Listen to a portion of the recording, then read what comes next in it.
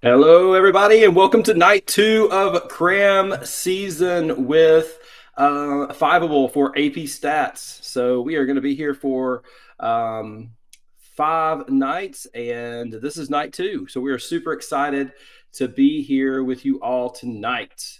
So before we get started, and we talked about this the other day, some community agreements that we just want everybody to make sure we have in mind as we are going through this learning process together. Number one, make sure you are supportive of each other.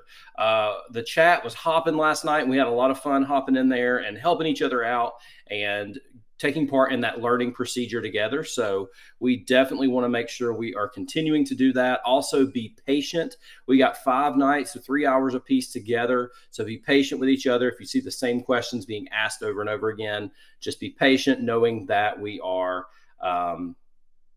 we're all in this together, this AP Cram season.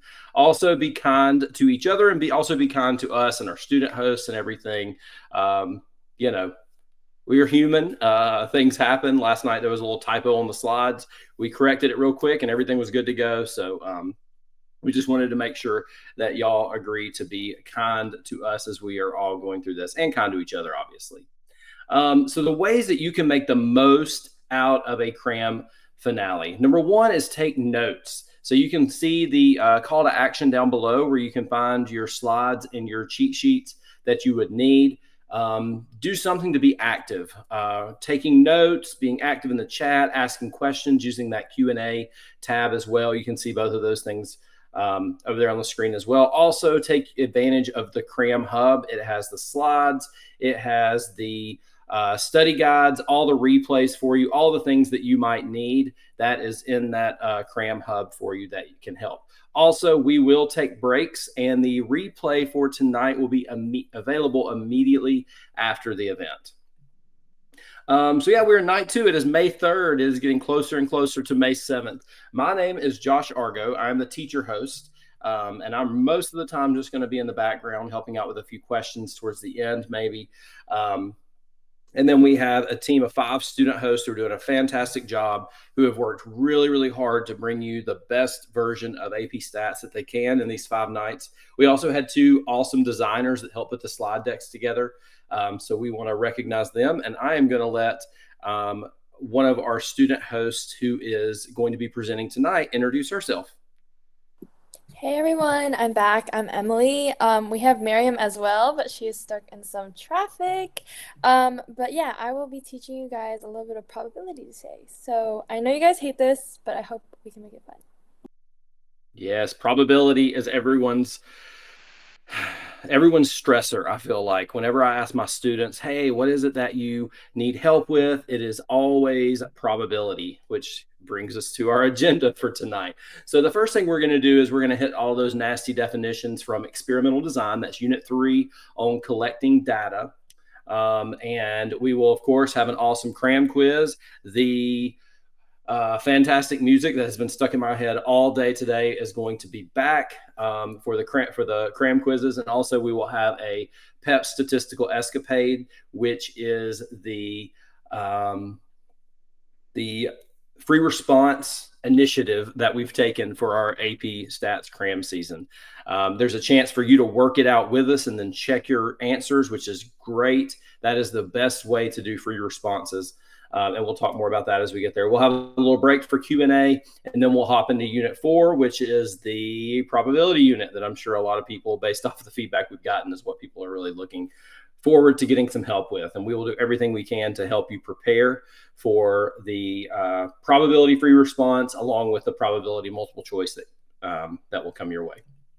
All right, make sure you follow Fiveable on social media: LinkedIn, YouTube, TikTok, Instagram, all those wonderful places. There's tons of awesome content from student creators and teacher creators that can help you to maybe laugh a little bit, maybe prepare for AP or ACT tests, any of those things like that.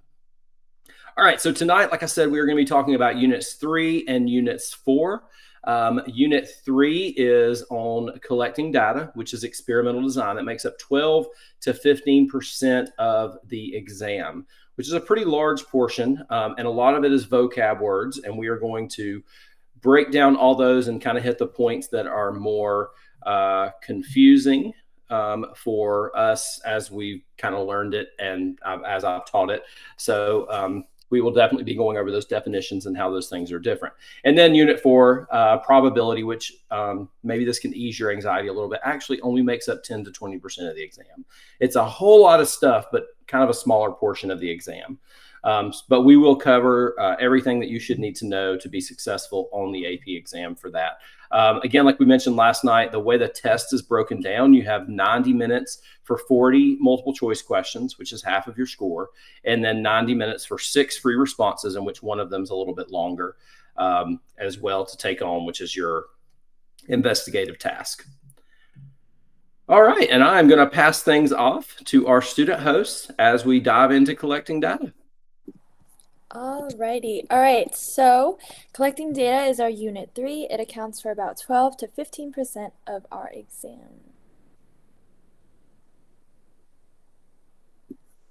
Next. Okay. How do we want to plan a study? Okay, so our first option is going to be defining our objectives. We need to identify our sampling method, whether it be stratified random sampling, simple random sampling, cluster sampling, anything about that. All right, and then we're going to want to define our population. Maybe we could say like juniors or seniors. And lastly, we want to make sure we consider bias and error. If either of them is wrong, the results will not be correct. All right. Now we want to choose our population. Remember, a population is an entire group of individuals, which you most likely will not be able to collect data from. So usually we use a sample, which is a subset selected from a larger population. So maybe instead we would sample juniors or seniors at a local high school.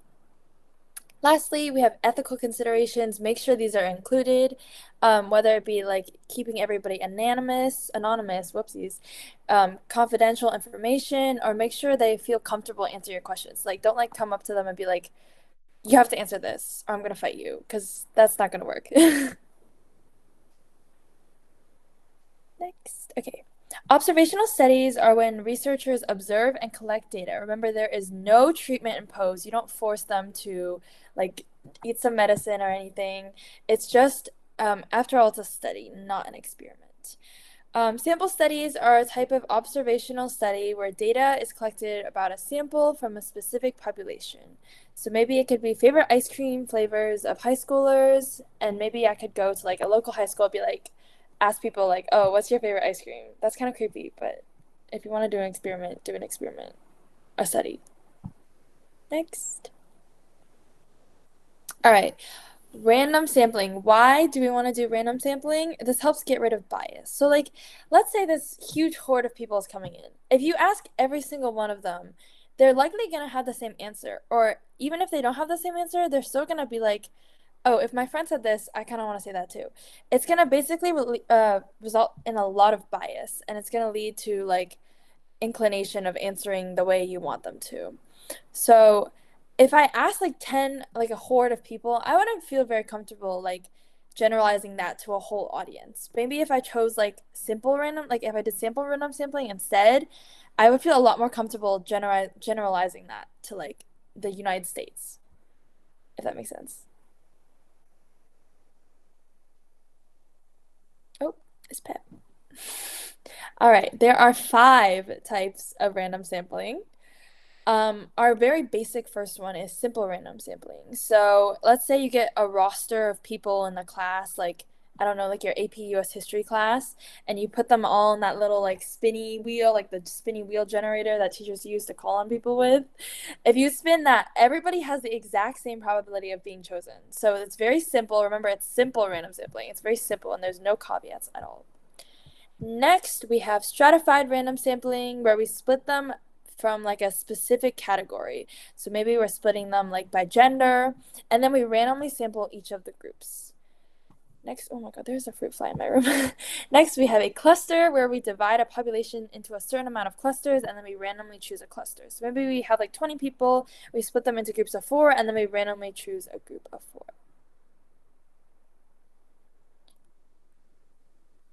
Oop, back one. Okay, perfect. All right, so Pep is terrified. He says more. He's terrified amount of random sampling there is, but that's okay. There's only two more. Systematic is our type where the AP Stats kids at my school use. They come up and say like random stuff. It's kind of scary. They're like, "Oh, do you support the inhumane killing of animals for food?" And I'm like, "It's 8 a.m. in the morning. I don't want to answer that." But they basically count and they see like, oh, every fourth person or every 10th person you ask. So remember, it's systematic. So like every four, every eight, it's like in a block. So remember, it's not like simple random where you just take random people. It's every certain amount of people. Census is one of the biggest or most accurate ways to collect data. The government is one that uses the census. We do a census every 10 years, and that's everybody. So that's why they do it every 10 years, not like every day.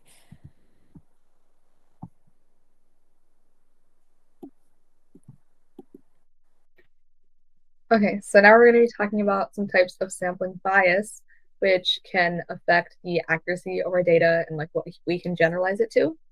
So the first is voluntary response, which happens when you have a sample in which people choose to participate in a study. So if I'm like giving out this form to everybody in this meeting, and only some people who want to do it decide to fill it out, then that's an example of voluntary response bias because it's not representative of everyone. So if it's about a particular topic that some people care more about, they might decide to fill out the form while other people don't fill out the form. So that's a type of bias. So we want to avoid that. Okay, our next type is undercoverage. So undercoverage bias happens when a portion of the population has a reduced chance of being included. So that's also not representative. So for example, if you sent a poll out on Instagram and not everyone has an Instagram account, then that might be an example of undercoverage bias because those people are not being represented in our study. And that's especially important when our study might have something to do with that type of information. Like, for example, if it's about what type of social media people use the most often and we post it on Instagram, then that would be an undercoverage bias because our topic is related to social media, but some people are being underrepresented in that sense. The next type is non-response bias, in which individuals are chosen for a sample, but we can't get data from them. And this is important because the people who respond may differ from the ones who don't.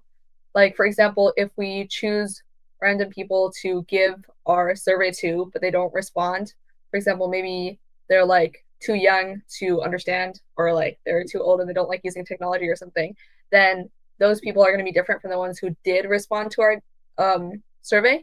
So that would be an example of non-response bias because they're not responding for a particular reason, and that makes them different from the rest of the population, but they're being underrepresented in our sample.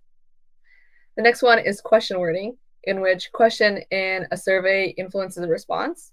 So it can be confusing, misleading, or ambiguous. So I think Emily was talking about before, like if you're talking about the inhumane killing of animals, then that's different than if you're just talking about animal testing, because animal testing is more neutral, whereas if you're talking about the inhumane killing of animals, then that could be more biased and that could influence the way people respond to your survey. And another thing that is also related but not exactly the same is who is asking the question. So for example, if a police officer asks if you ever got away with a crime, then you're going to respond differently than if somebody else like anonymously asks you the same question. And the last type is convenience sampling, in which are selected based on availability, and these are just not represented. So like, for example, if I just stood at the gate of my school and just asked random people, like the first like 30 random people that I found, which to fill out my survey, then that's convenience sampling because they're convenient for me to find, but it's not represented of the entire population. Like, for example, if the entire population is everyone in my school, that's not really represented by the population that I chose that was convenient for me. Okay. Next slide. Okay, now we're going to be moving on to experimental design. So an experiment, as opposed to a study, which Emily was talking about before, is a research that studies the relationship between variables. So in an experiment, researchers impose treatment on a group and compare it to a control group. So you have two groups, one receives the treatment and one either doesn't, or they receive a different type of treatment, and then you're comparing them.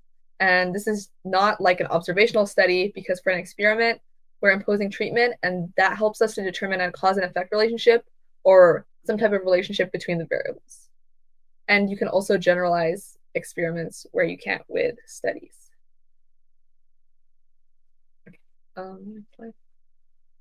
Okay, so here are some components that we need to know for an experiment. So experimental units are the individuals or objects that are assigned to treatments. Treatments are the conditions that are applied on an experimental unit, and a control group is a group who's not exposed to any treatments or placebo.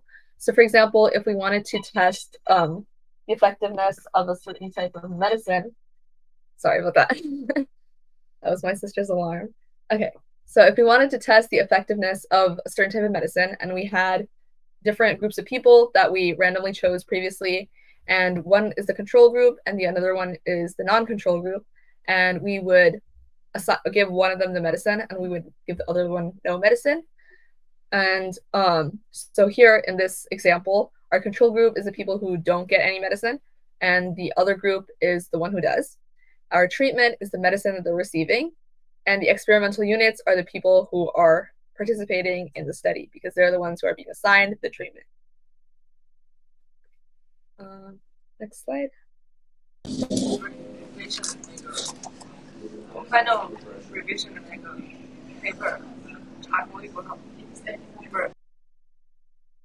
Okay. So here are some more components that we need to know.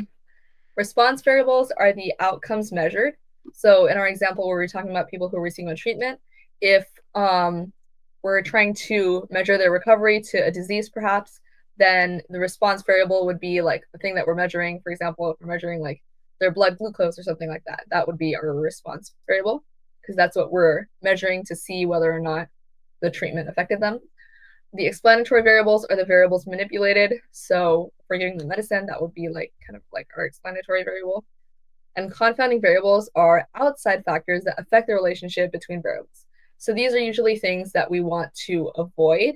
So for example, if whether a person knew that they were receiving a treatment, that could be a confounding variable because they're just thinking that they're getting better even though they're not.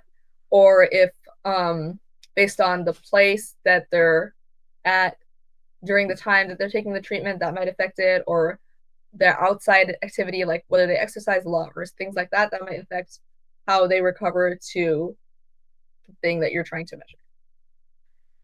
So these are things that we usually try to control for because they can affect our experiment, like they can make it seem like there's a relationship between the two variables when there actually isn't. Okay. Next slide.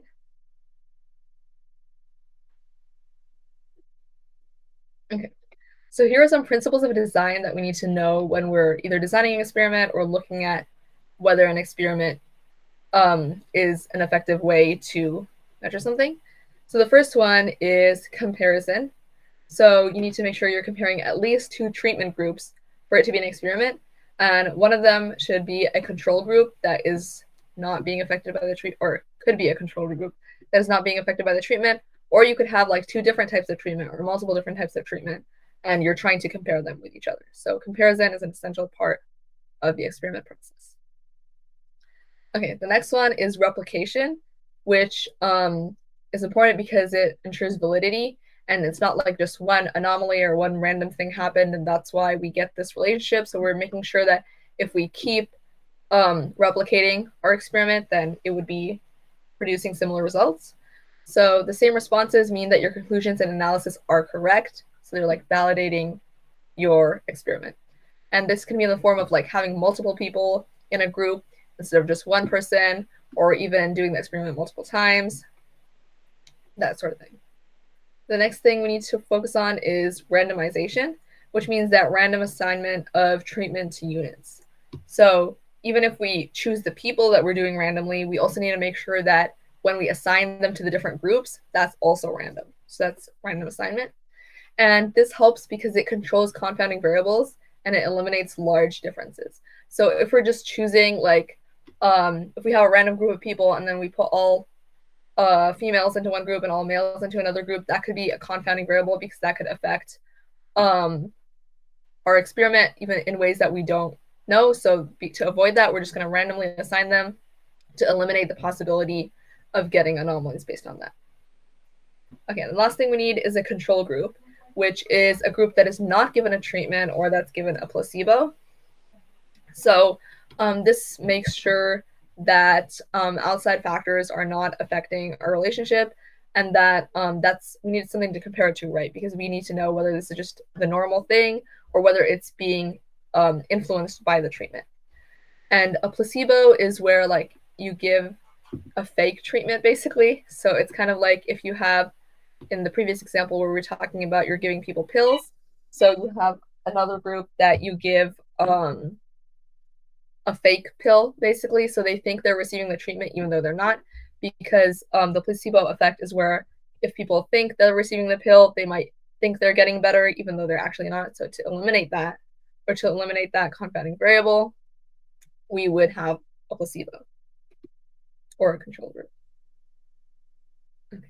Next slide, please. Okay, now we're going to talk about blinding methods. So single-blinded is where subjects don't know which treatments they get, but the researchers do know.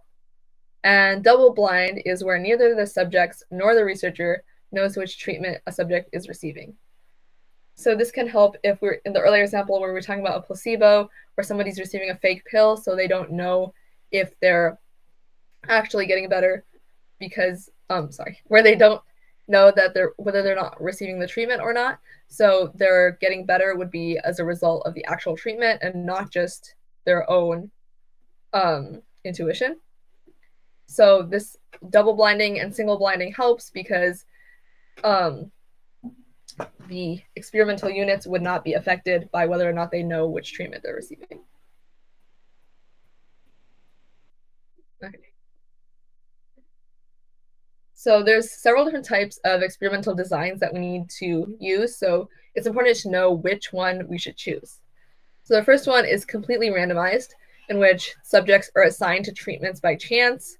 So this is like using the other randomization processes we talked about before. So it can include using a random number generator or a little spinny wheel like Emily was talking about. The next one is randomized block design. So blocking involves dividing groups into blocks by blocking variables with similar physical characteristics. And that can also help reducing for confounding variables. So for example, if you wanted to test the effect of a certain product and you wanted to test the effect of the same product from two different stores or two different companies, then you could block them to put the two different ones as separate groups. So that would not be randomly assigned since you already know that they're two different groups. But that could help to reduce the confounding variables. And the last one is a matched pair design, where you use a blocking variable to form pairs, and each pair receives both treatments.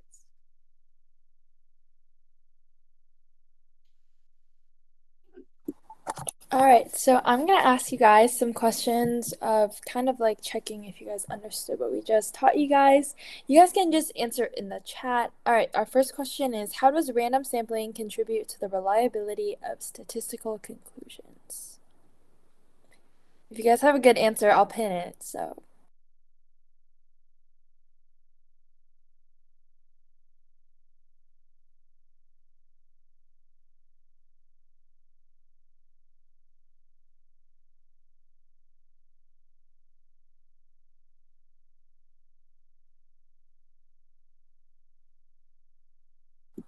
All right, we have a good amount of answers in the chat, but the main thing we were talking about is it helps avoid bias. Yeah, the answers are coming in. All right, good job, guys. Next question.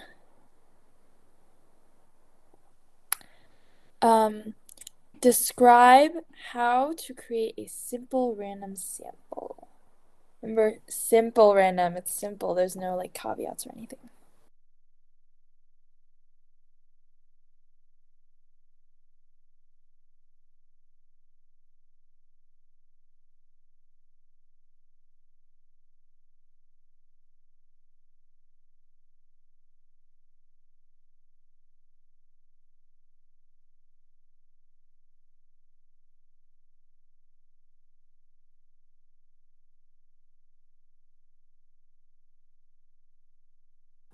Okay, so I pinned one that says draw names out of a hat. That one is something my teacher taught me. That one's a really good one. You can also label or you can random number generate. There's a lot of ways you can do it. Just make sure it's totally like simple random stuff. Like there's no weights or anything on certain numbers.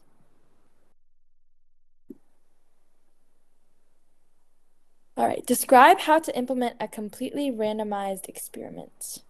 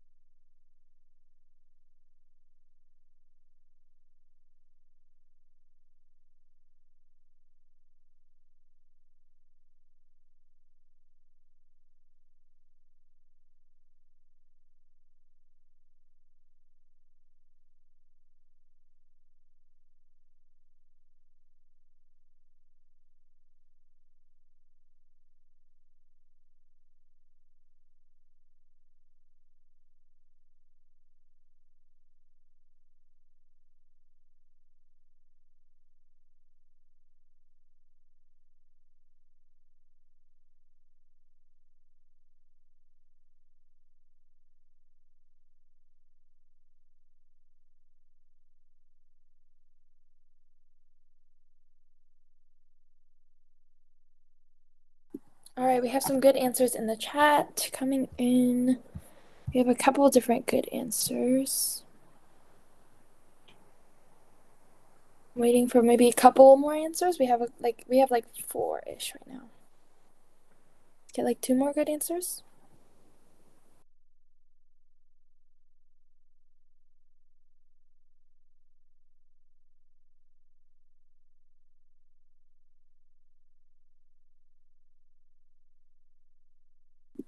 All right, someone on the Cram host team seems to like Sonia's answer.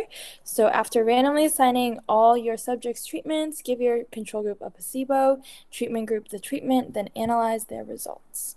And as Cindy said, make sure the treatment is always randomly assigned. Good job. Next, describe difference in observational studies and experiments. No causation versus causation, not randomly assigned treatments, etc.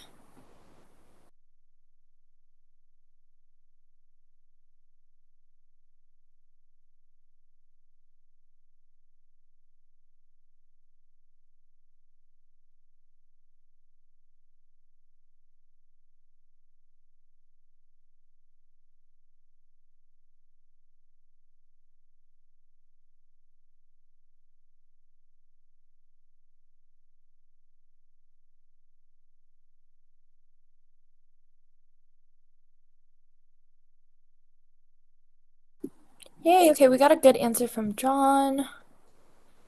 Jennifer, Tara. Yeah, we have a bunch of good answers coming in. All right, so observational cannot prove causation, only correlation, while experiment can. Good job.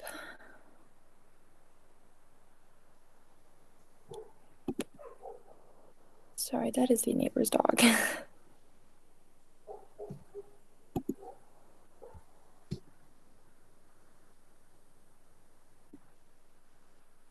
All right, explain how blinding can reduce bias in experimental studies.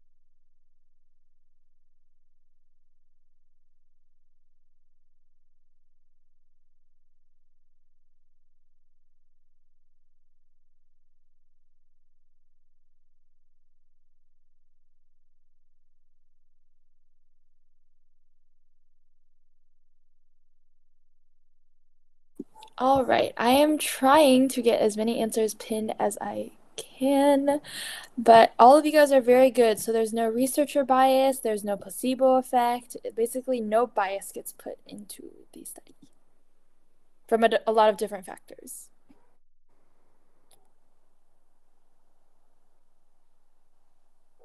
All right, it's time for PEP Statistical Escapades.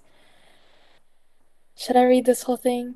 I'm gonna refrain. I'll read the second paragraph. All right, a new medicine has been implemented in a study with 100 pepper volunteers.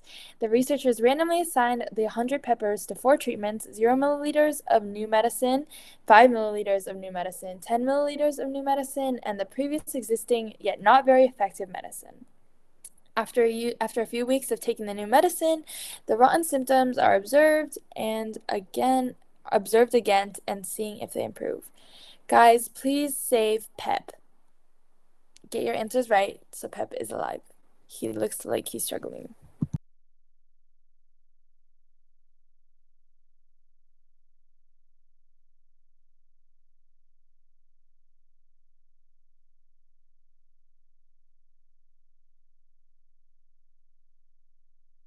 Can we get the part 8 up, please? All right. Identify the following aspects of the study Pep has found. I believe there's another part. Yep. Experimental units. I need to see spam in the chat with all the right answers, please.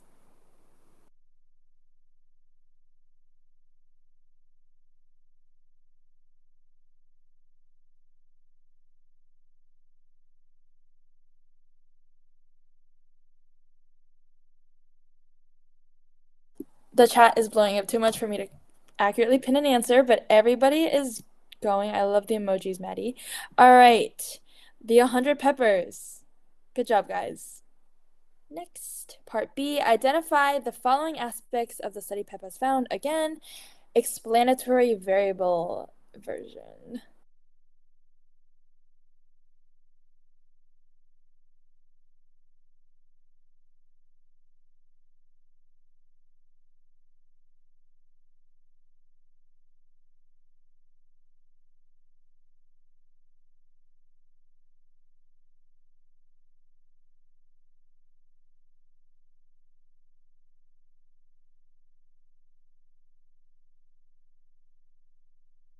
All right.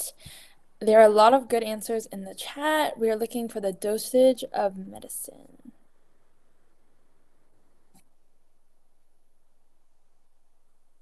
All right, last part. Maybe it's not the last part. I think there's one more after this. What is the response variable?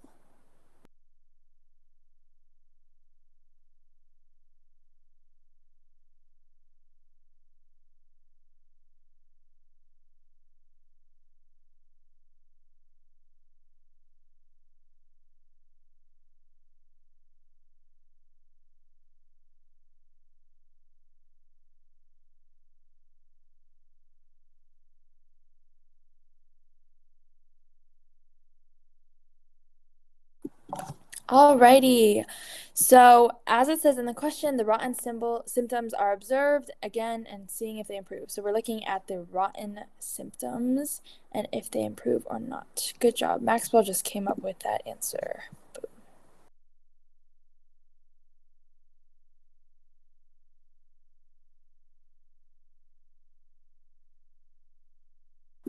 All right, part 4.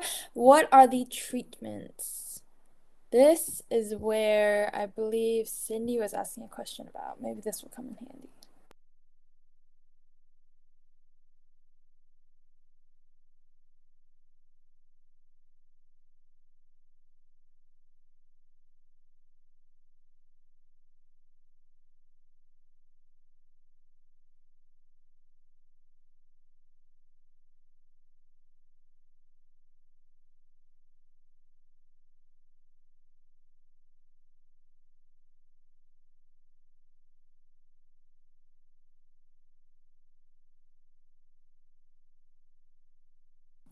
All right, we have some good answers. We have some people that got trapped. That's okay. Remember, you got to include the old medicine in this. So you have 0 milliliters, 5 milliliters, 10 milliliters, and the old medicine.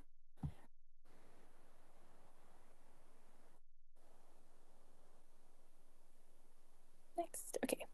Describe how researchers would randomly assign treatments to the treatments above. This is, I believe someone was asking about this. Don't we have to mention random assignment? Yes, you can now give a whole yapping about it.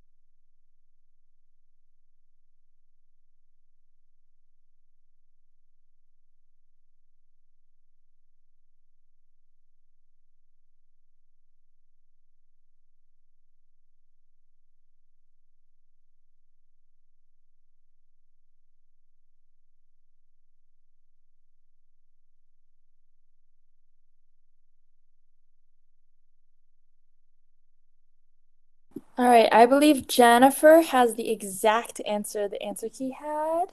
You guys, all of you guys have really good answers. I will just go up and pin aggressively. If you don't see your answer pinned, just imagine that it was. Maybe it was for a millisecond. Alrighty. So I will read.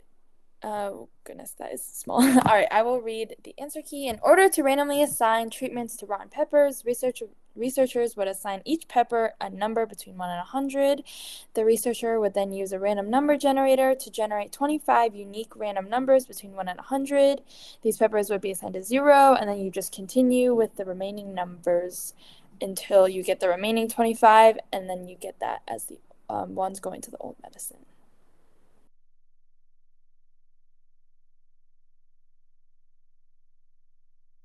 Is this an experiment or an observational study? Justify your answer. Please don't go 50-50. I need the justification.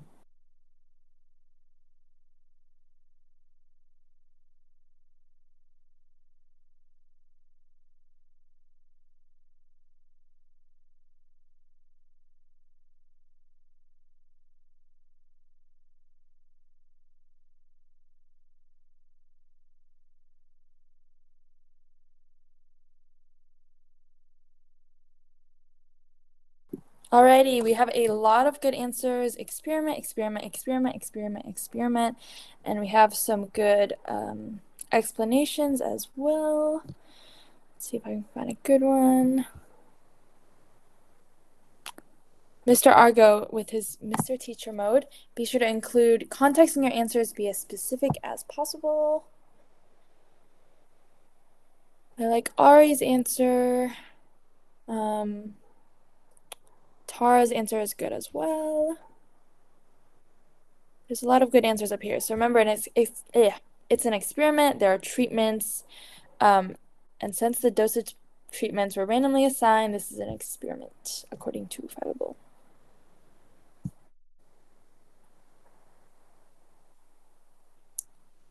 Next. Perfect. All right. Upon finding significant results, the researchers claim that the new medicine causes a decrease in the nasty symptoms. Pep is looking very excited, guys. Is this a claim of causation? Is this claim of causation correct? Justify your reasoning.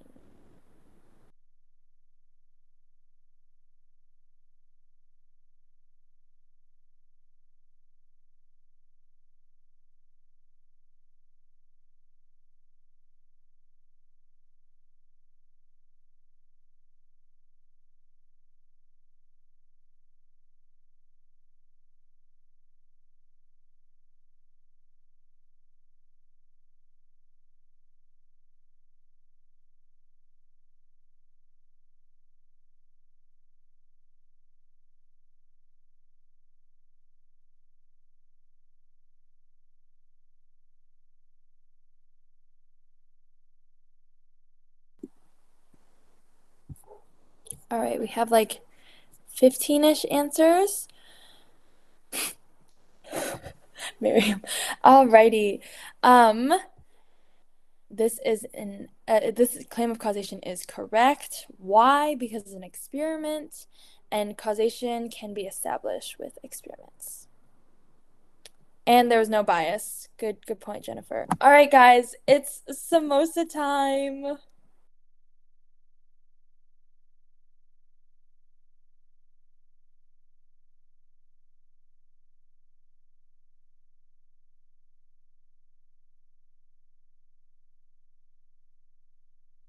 Get that link. If anybody does not have it, oh, it's a call to action now in the it's that green link down there.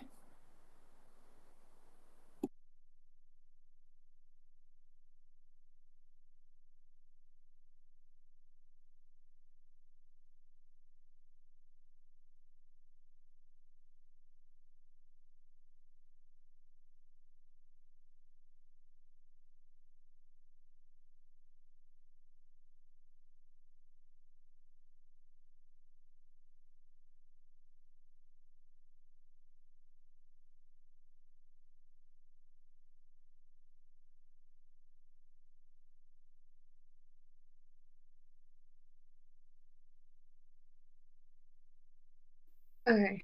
The first question is, if researchers select every nth individual from a list for their sample, which type of sample are they using?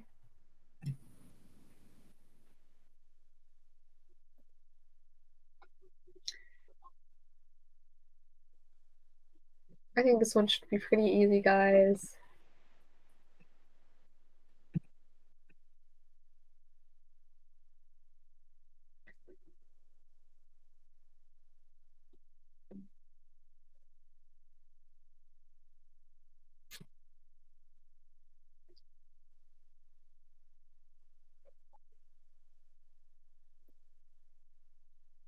You guys, let's see if we can get it to 100% participants.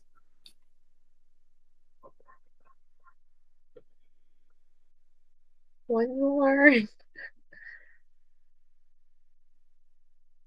No? Okay. Okay. Oh my gosh, 95% got it right. Okay, so the answer is systematic sampling, which is where we select every individual from the list for the sample. And like when we have systematic random sampling, we would like randomize the first person, but then after that, we would select every nth person. Looks like you guys got that. Good job.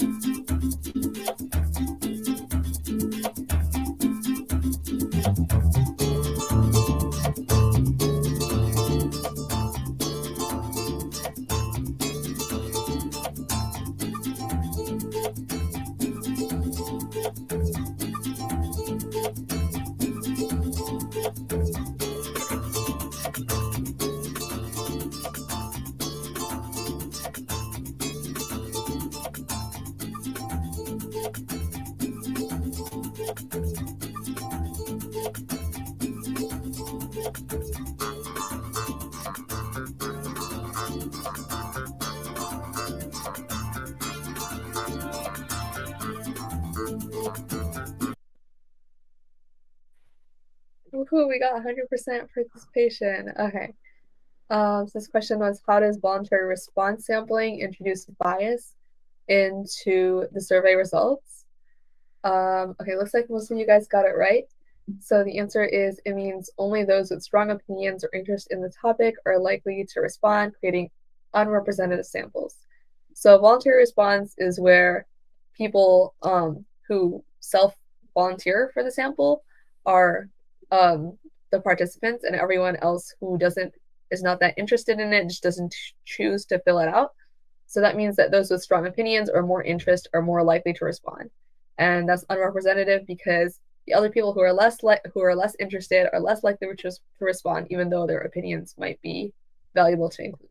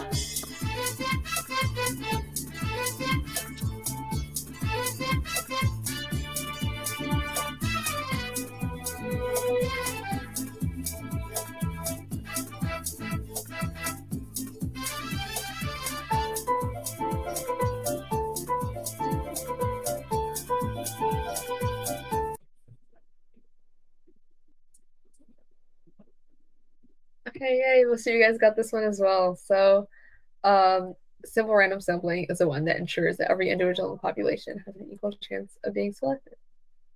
Because,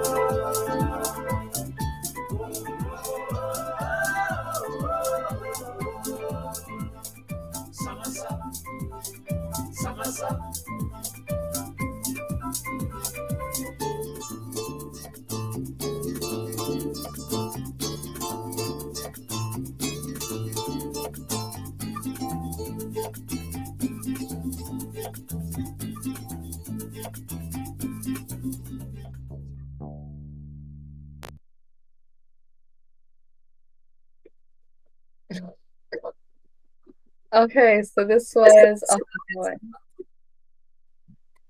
Okay, so in a study on eating habits, if researchers use voluntary sampling from an online health forum, which of the following is the most likely bias introduced? So the answer is self-selection bias because the people are self-selecting them for the study. So self-selection bias is kind of similar to voluntary response bias because they're self-selecting them or volunteering for the study. Yeah, it's basically the same thing. Okay.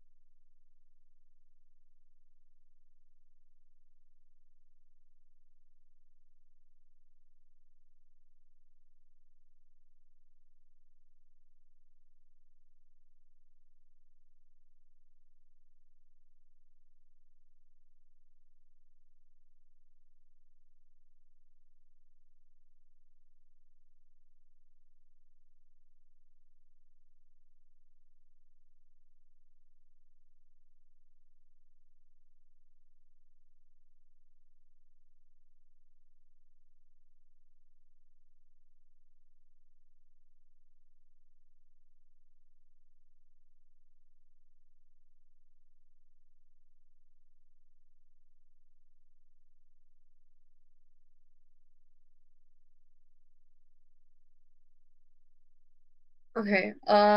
This one says if the researcher uses data from an online forum to conclude about the popularity of various music genres among teens, what type of bias is most likely to be present? So this one's also voluntary response bias since the people are like volunteering for the answer. But I can see how it would also be undercoverage bias since people who are not online would be underrepresented. So yeah, I guess they could technically both be considered correct.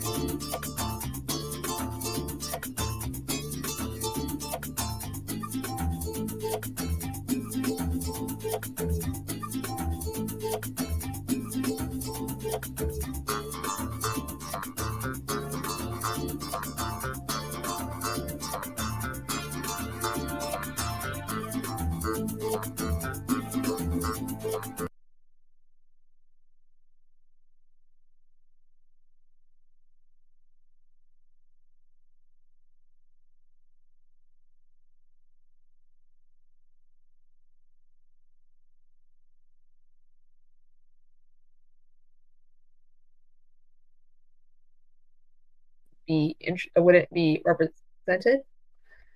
Oh, sorry. Okay. Most of you guys got this right. So if a pollster only surveys individuals in urban areas, that would mean that people in other areas like rural or suburban areas wouldn't be as represented. So that's why it's under coverage.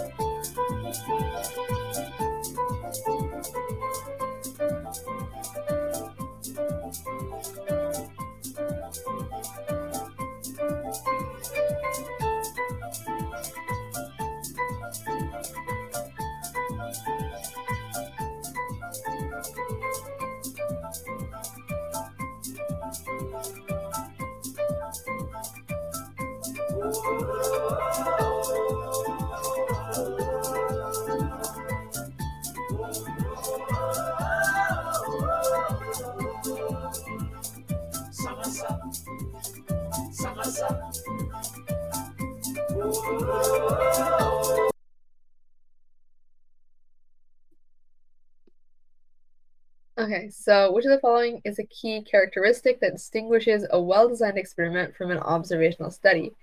So one of the characteristics of a well-designed experiment is random assignment. Remember the other ones were comparison. It's gonna come to me. Don't worry. Okay. And then one of the common distractors was a collection of data without manipulation of factors. Um, I guess that could make sense, but a more explicit way to say it would be random assignment to treat written groups and talk about treatment. Okay.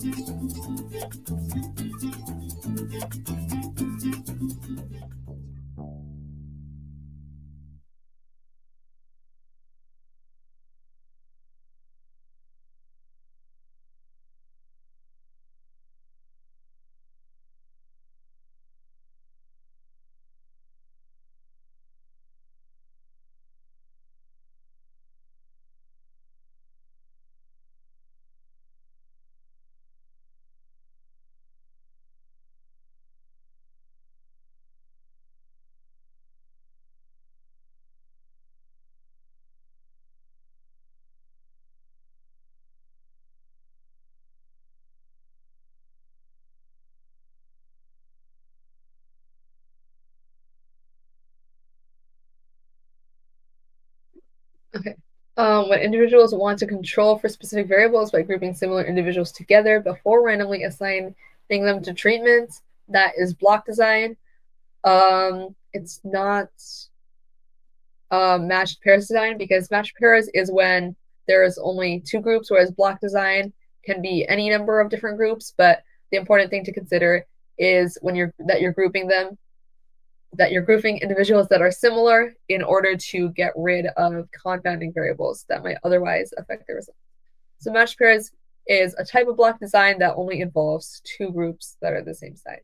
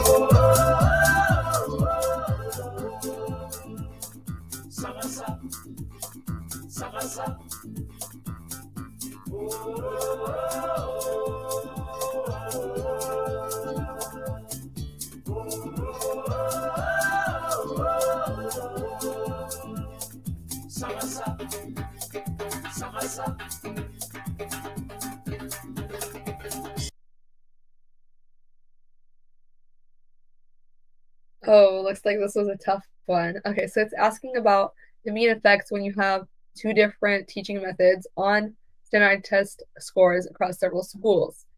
So in order to reduce the variability due to differences among schools, the schools here is being considered as it could be a confounding variable. So in order to reduce the variability due to the differences between schools, we would block them. So we would put different schools, and then within each of those schools, we would randomly assign them to teaching methods and treatments within each block. But since the school itself is a confounding variable, we would block them by each school. It looks like some people thought it was A, which is a completely randomized design with students randomly assigned to either teaching period without considering their school. So since the question is asking us to reduce variability due to differences across the schools, we would consider that confounding variable, and we would need to block that, because if we just piled them together and randomly assigned them, we wouldn't be able to detect the variability due to differences among schools. And then some people also, oh, sorry.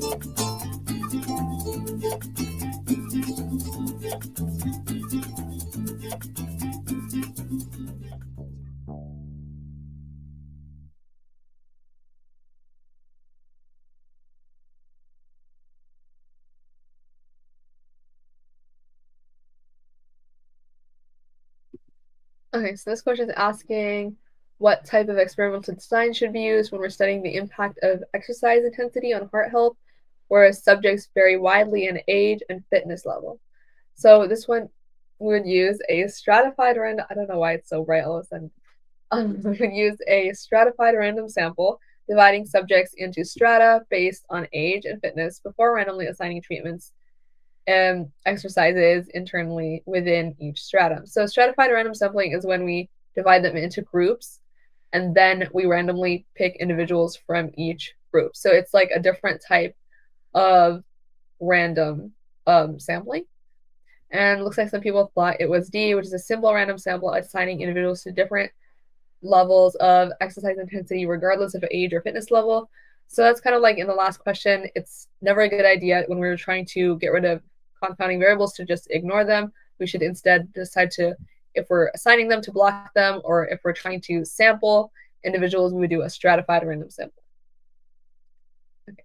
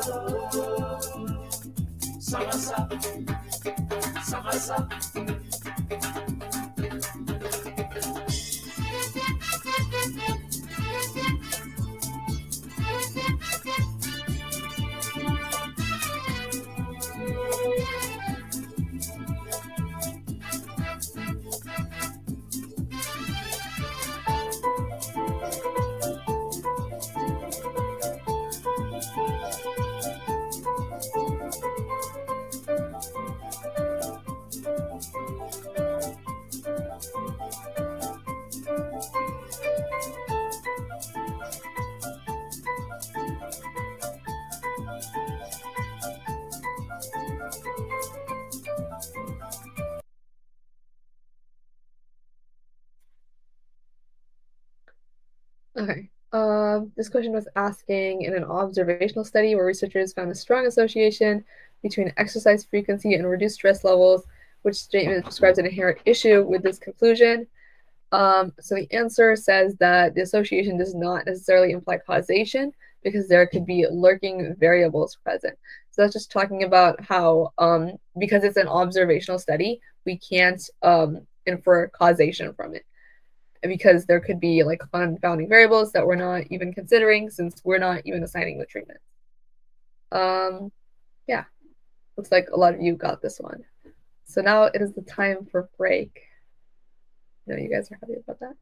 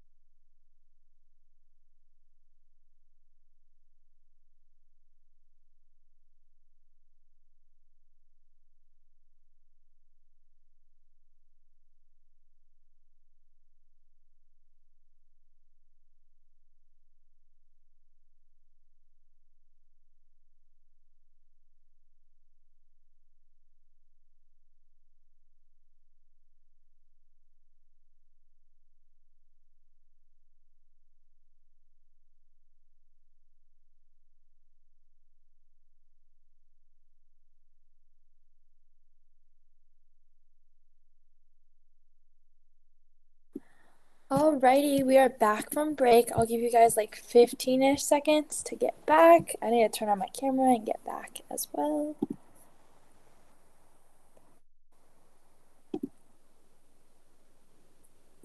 All right. It is probability time indeed. I know you guys are very excited.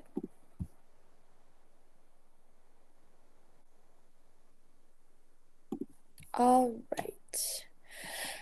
right. Probability. So probability models describe chance processes and are used to represent likelihoods of different outcomes. Randomness. All right, so I'm sure you guys know what randomness is. This is a good definition for statistics. When the data contains no recognizable patterns, and so outcomes cannot be predicted with certainty. So kind of like the residual, our residual is randomly scattered. So that's an example of something that is random in statistics. Our outcome is a possible result of the chance processes.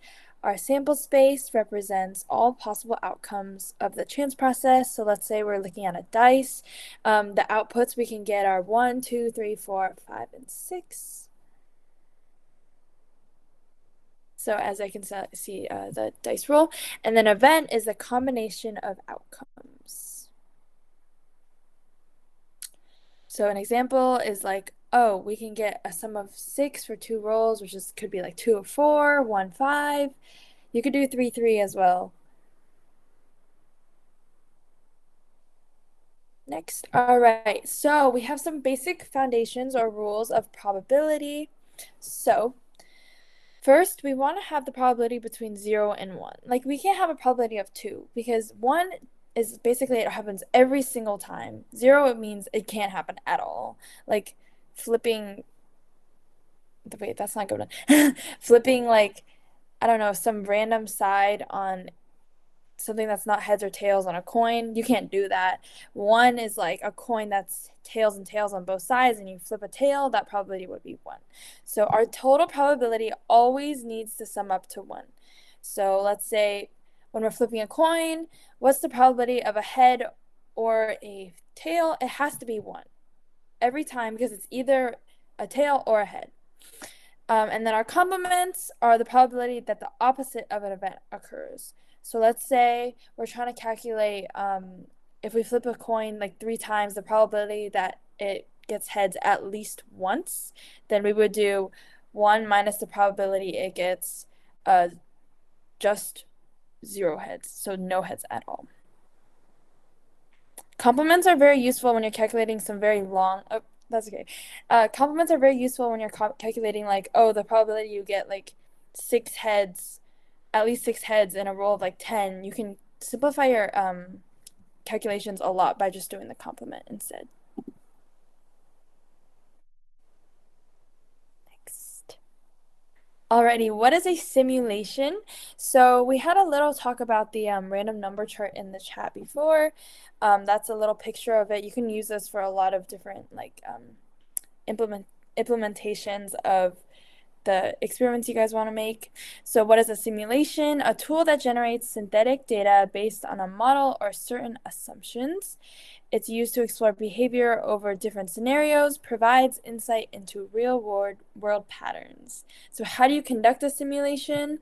Describe how each trial of a simulation will be represented, what chance device. So you could use the random number chart for this one, or you could do a slips from a hat like the index cards. You guys could use a random number generator, whatever you guys want to do. Just make sure there's no bias at all.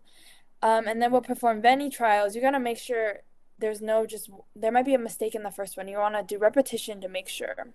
And lastly, we use the results to answer the question of interest.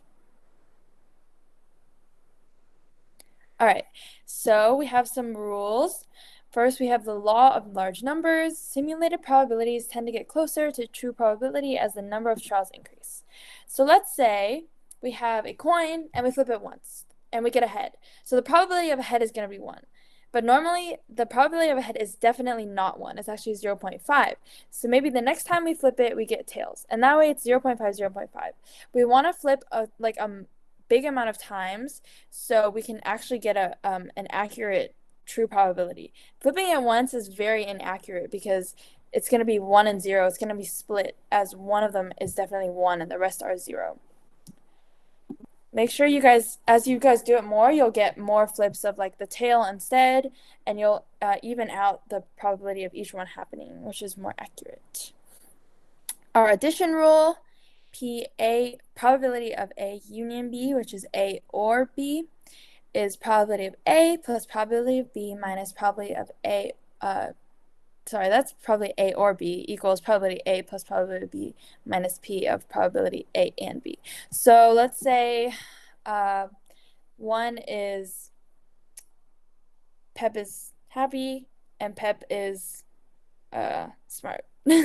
So probability of PEP being happy plus probability of PEP being smart minus probability of PEP being happy and smart. So we want to take out the cases if it's not independent of the ones where there's an intersection, because then we're overcounting probability, and the probability might even go over 1, which is just not accurate at all. Make sure that you have the and there, subtracting the ones where they intersect. So this applies to OR probabilities. Our multiplication rule, if two events are independent, probability of A, that's the A and B equals probability of A times probability of B. And this is and probability. So like PEP is happy and PEP is smart is both of those.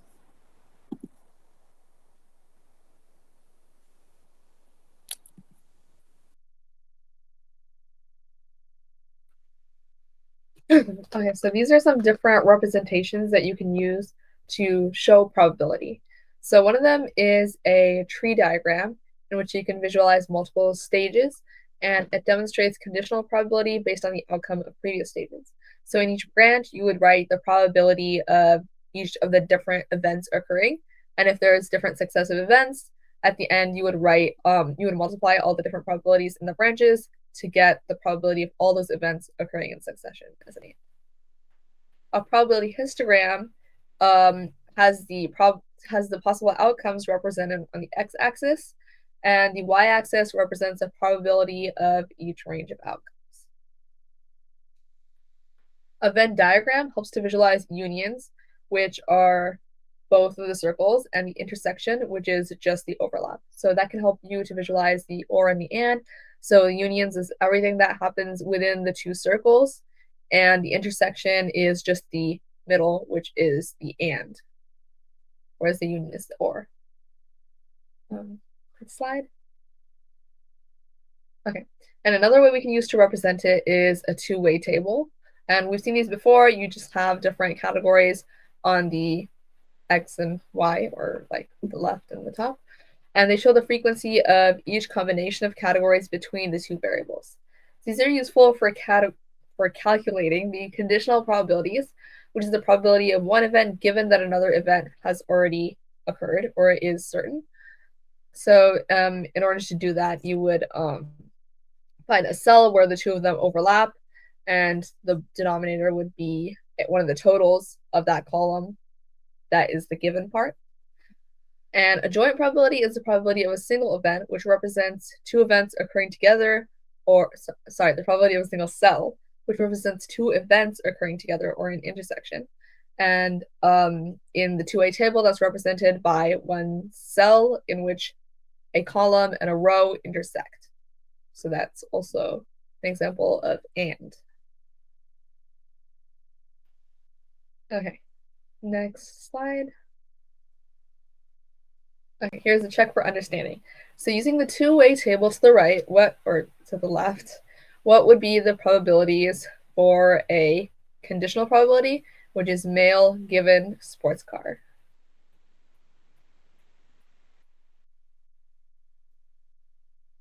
You guys can type the answers to that in the chat, what you think the probability of male given sports car would be based on the table.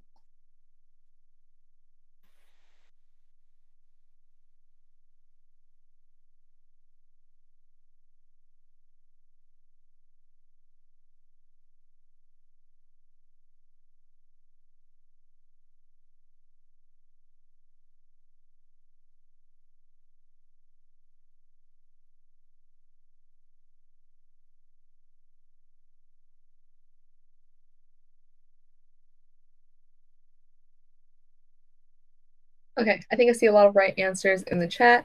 So for A, or so for the first part, male given sports car, the probability would be 39 over 84. Since the sports car is given, that's at the bottom, since that's all the people who have sports cars. And then based on that, the probability that you are a male, that would be 39 because there are 39 males who have a sports car. Okay. And another formula that represents the same thing is that in a given situation, if you had at the top, you would be male and sports car over the probability of just sports car. Okay. And then for the second part, what is the joint and intersection? So what is the probability of female and SUV?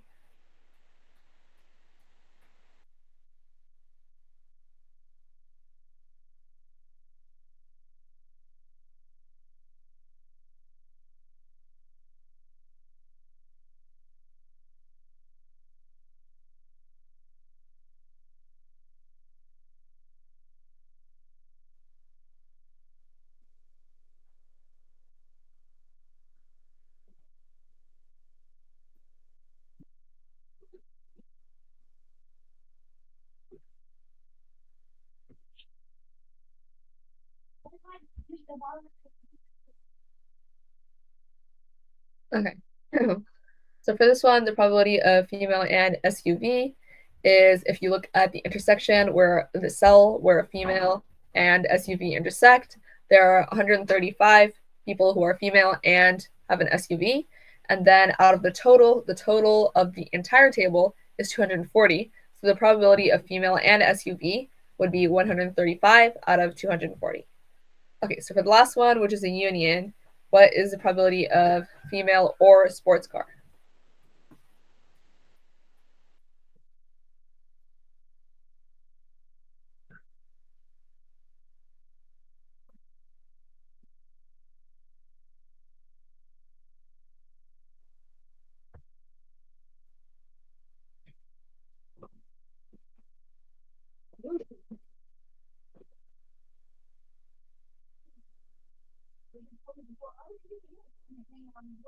Okay, so the probability of female or a sports car, I know I saw some people saying that in the chat as well. So the probability of being female is 180, and the probability of of owning a sports car is 84, but there's also some overlap, so we need to make sure to consider that. So it would be 180 plus 84 minus 45 all over 240. Yeah, and I think I saw better for saying that. Okay. Okay, so another thing that we need to keep in mind when calculating these is whether they are mutually exclusive or disjoint. So mutually exclusive events are events where the probability of both events occurring at the same time is 0. So that means that the and of the two would be 0. And sometimes that is represented with two circles that are not connected because they have no overlap. There is no intersection between them. So an example of this is someone cannot both like skateboards and dislike skateboards. So if someone could give me an example of what would be the other pair of disjoint events in this two-way table, or what would be another example of disjoint events from this two-way table?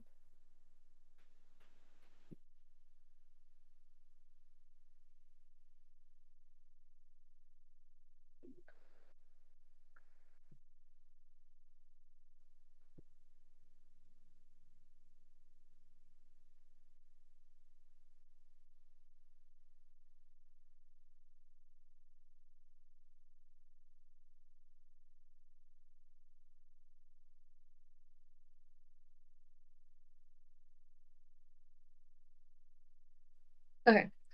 So the other example, I know some people saying in the chat as well, liking snowmobiles and not liking snowmobiles, those don't have any overlap either. So that would be another example of mutually exclusive events. Okay, next slide. Okay, independent events are events that do not influence each other's outcome. So what that means is that P of A and B is the same as P of A times P of B, or P of A given B is equal to P of A. So that means that one event occurring does not affect the other event occurring. And only when that is true, like only when they're independent, can we use the formula that says P of A and B is equal to P of A times P of B. So if they're not independent, we can't use that formula. And then if they are independent, P of A given B will equal P of A. So that means that if we want to know whether two events are independent or not, we can see whether P of A given B is equal to P of A, and vice versa, P of B given A is equal to P of B. Okay, so an example of this is if the probability of liking snowboards given disliking snowmobiles, it equals 45 out of 55, which does not equal P likes skateboards equals 125 over 160. So that means that the probability that you like skateboards is not independent from P dislikes snowmobiles. So a task for you guys is to use the P of A and B equals P of A times P of B to confirm if P likes skateboards and P dislikes snowmobiles are actually not independent. So use that formula to see whether they are independent or not.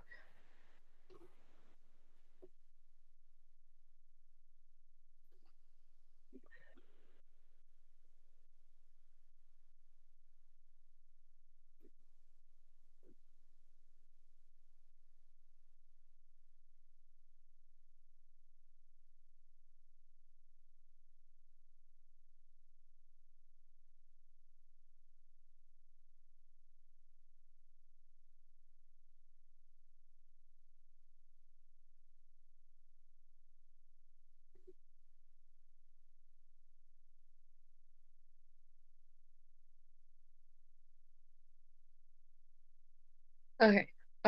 Yeah, so if you use P of A and B equals P of A times P of B, you would find that they're not equal. So that means that P liking skateboards and P disliking snowmobiles are actually not independent. So one thing about these formulas is that you can use them to determine whether they're independent, or you can use them if you already know they're independent, you can use them to find out different things about your data. Or about the probabilities. Okay. Next slide.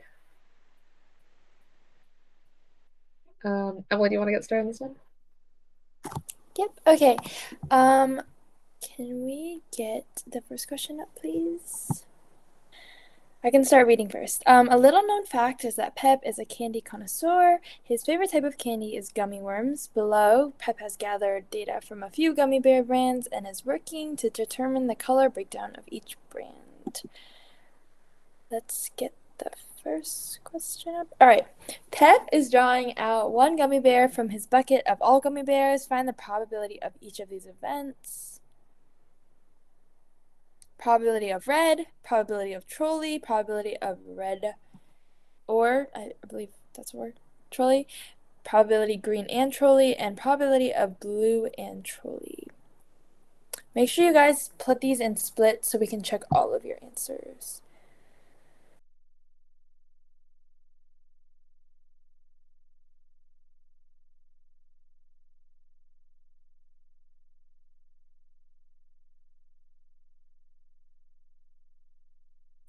I see some good red answers that I will begin pinning. Righty. Good job, everybody. And then we're getting in with the trolley answers. Good job, Tara. All right, all of your answers are really good so far.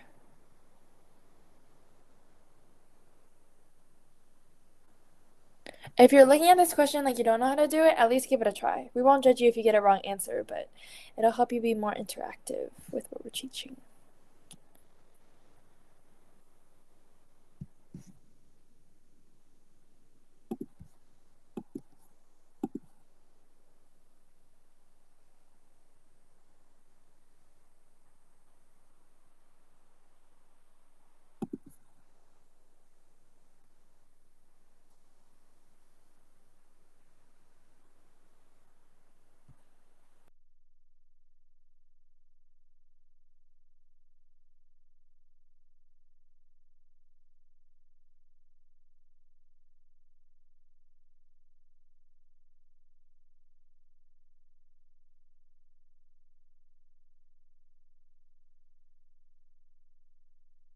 All right, let's go through 1 and 2 first, since I think I see everybody has those.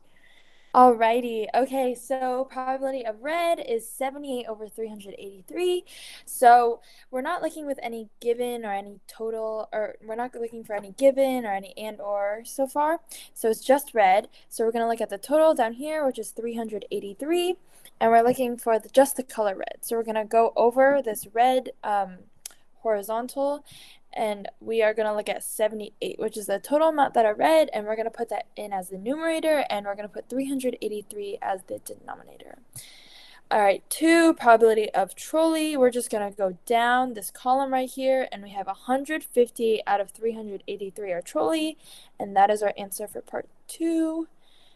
I believe we can go over part 3 as well.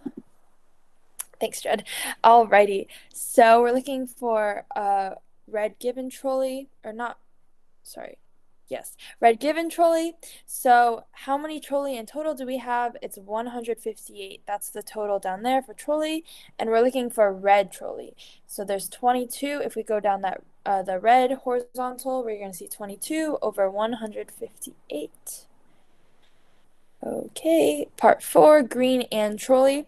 So we're going to look for the total that are trolley first, which is 158. Or sorry, we're going to look for the total overall, which is 383, and we're looking for the intersection of trolley and green, which is 102. So we're going to do 102 over 383. You guys can put these as decimals or fractions now. They might ask for the certain just a fraction or just a decimal on the AP exam, but for now, either one works. I think we can move on to 5 as well. I see some answers in the chat. All right. If we go down that trolley column and we're looking for that intersection with blue, there's 0. And the total is 383. 0 over 383, 0 over anything will be 0. So there are no blue and trolley. Good job, guys. I saw basically all right answers in the chat.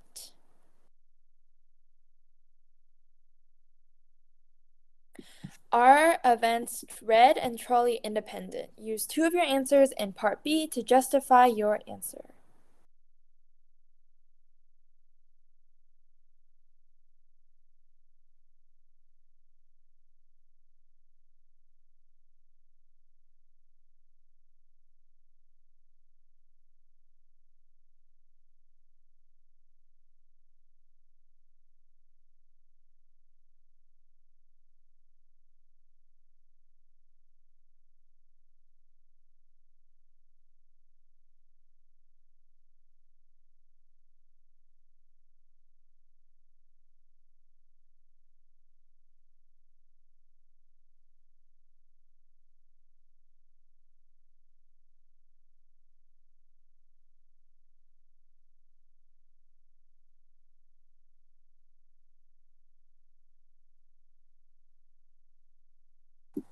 All right, we have a question.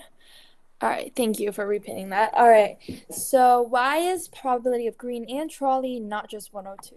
So I talked about some basic like restrictions of probability, and one of them is that probability is between 0 and 1. So it either 1 is like it happens every single time, like a coin that's tails on both sides. It happens every single time. It has to be tails. Or a coin where you're flipping for heads and it's tails on both sides. You're not gonna get any heads at all. So it has to be between 0 and 1.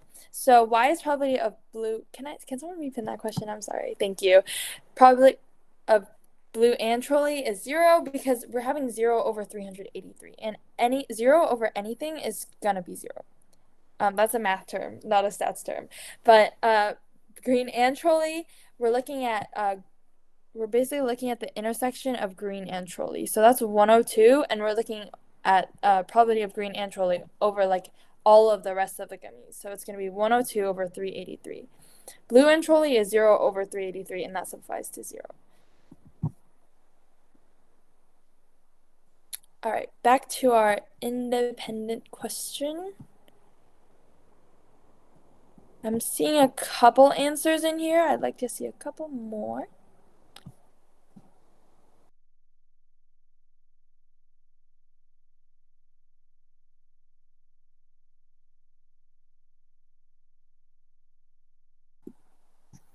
All right.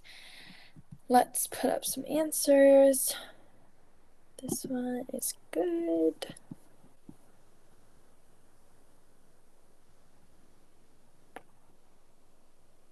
This one is good. Alrighty, you guys are really mentioning how let's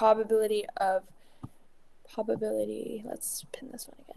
Probability of red and probability of red given trolley are not equal. So that is our determinant of if they are dependent or independent.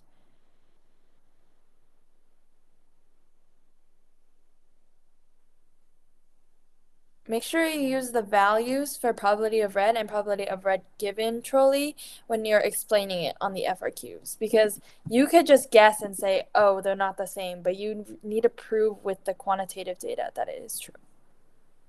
If the probabilities, yes, Ethan, if the probabilities are equal, then they are independent. Yes, Jed. All right, next. Are events blue and trolley mutually exclusive? Use some of your answers in part B to justify your answer. I believe that's supposed to be in part A.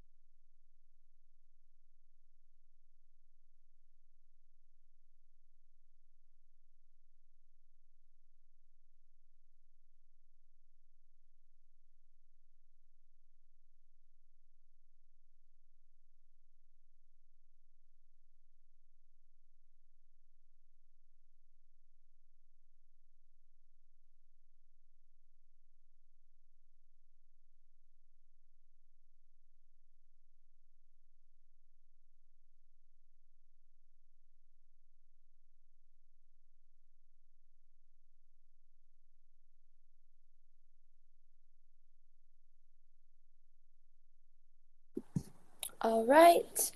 Everybody says yes, it is mutually exclusive. Why?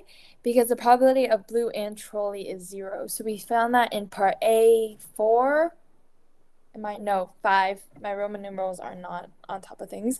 But at A5, we found out that the probability of blue and trolley, the intersection of the two is 0, which means they cannot happen at the same time. Good job, everybody. And remember, that's disjoint.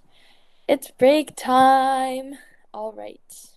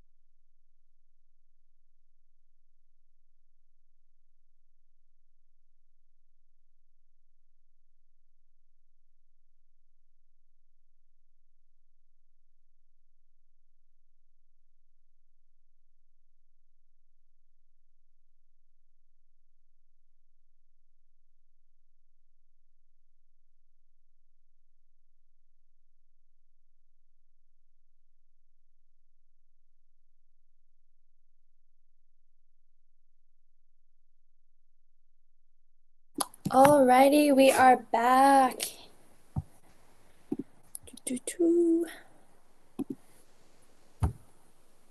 All right, we're going to be talking about continuous random variables now. So a continuous random variable can be any value within a certain range. Probabilities usually apply to a range rather than a specific value. So the example they want to use here is that for height and time, you can't have an exact integer. Like, you can't be like either 50 or 51. You could be like 50.5 or like 50.25 or something in the middle. Like, it's not just integers, there's points in between as well. So it's very continuous, which is why it's called continuous random variable. Sorry, I was reading off Ethan's comment there. Next. Distributions. All right. Interpreting probability distribution of discrete random variables. I talked a little bit about shape earlier in preview night 1, but let's go over a little review. Roughly symmetric is something that is bell-shaped. So bell-shaped is like this, and its normal distribution is the same on both sides. So it's not like the mode's on one side and then there's nothing on the other side. The mode is in the middle, and then it's shaped like a bell curve. Double peaked, we have two distinct groups of values within the variable. So that could be like two modes, like bimodal, and then single peaked, one dominant group of values could be like a unimodal graph. Right skewed. So we want to call this the positive skew. The skew is the tail on the right, so it's skewed towards, there's the skew towards the right end, and the most of the values are on the left. Our left skew, on the other hand, is where all the values are concentrated on the right. The tail is on the left, hence it is skewed towards the higher values. Don't forget, when you're mentioning the when you're mentoring socks, you want to talk about the mean and the variability. So make sure you use mean to describe, and then variability also to describe the spread. All right, let's talk about discrete random variables. So this can only be a specific discrete value. So like the number, so like it can't just be like 0.5. Like you can't have half a student in class. These formulas look really terrifying. I'm going to try and break them down for you guys. So first we have our mean or expected value of variable x. So if we look at this graph over here, we're looking at x times probability of when the big X equals little x. So the expected value for this would be 0 times 0.18 plus 1 times 0.34, blah, blah, blah. You add them all up, and the value you're going to get is the expected number of goals you get, if you guys understand what that is. Alrighty, our variance, this one is a harder formula, so we have x minus e of x squared times probability of when big X equals little x. And then our standard deviation is the square root of variance of x. Remember, the standard deviation is the square root of variance of x, and the variance is standard deviation squared. Let me grab Miriam real quick. Alrighty. Next. Distributions. So one of our distributions is a binomial, and our assumptions for a binomial distribution is that there are two possible outcomes, so success or failure. So there's only two. The trials are independent, so you can't be like, oh, because of what happened in the previous trial, the probability for this one might change. Our probability of success is the same for each trial, so this builds off kind of the independent part. So like flipping a coin would work on this one. And then models the number of successes in a fixed number of trials. You have to declare how many trials you are doing. Our mean is mu of x equals n times p.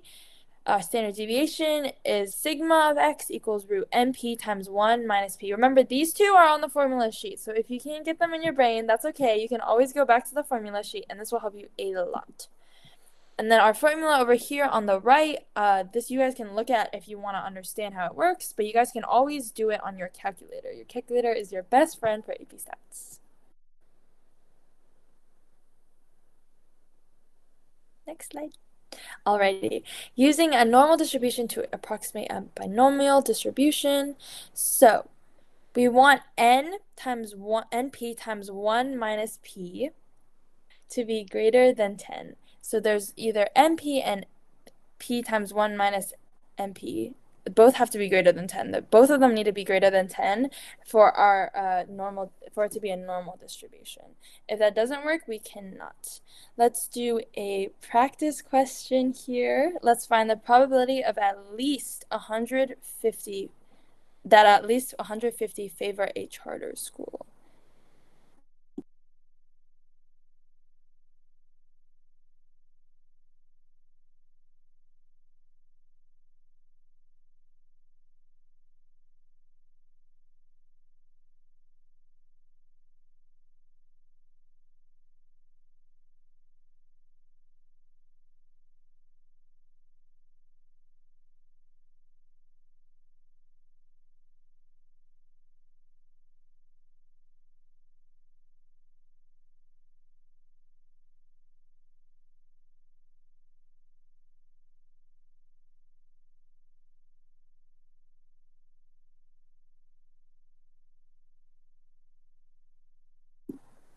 All right, can I get some answers for you guys?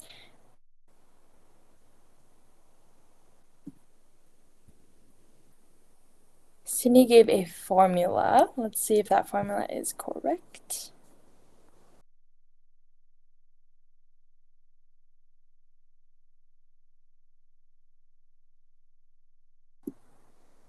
Just a tip for the FRQs, I remember my teacher said to show that you're using a calculator for binomial CDF, you want to write what, let me highlight, what they did. So binom CDF, 300, 0.53, and 150.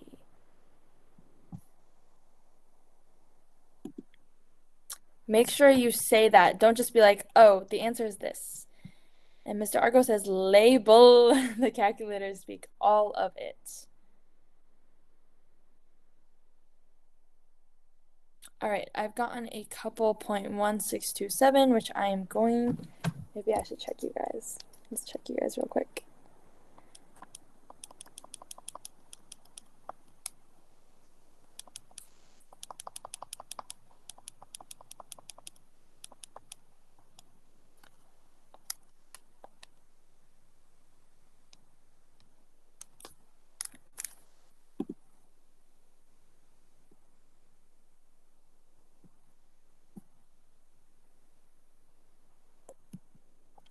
Ethan, if you want to be safe, you can do that. It might be a minute, but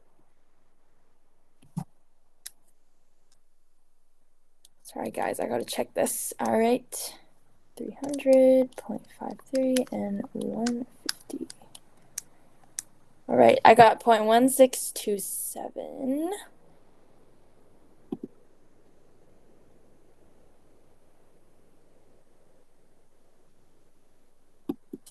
Alrighty, we can go next slide.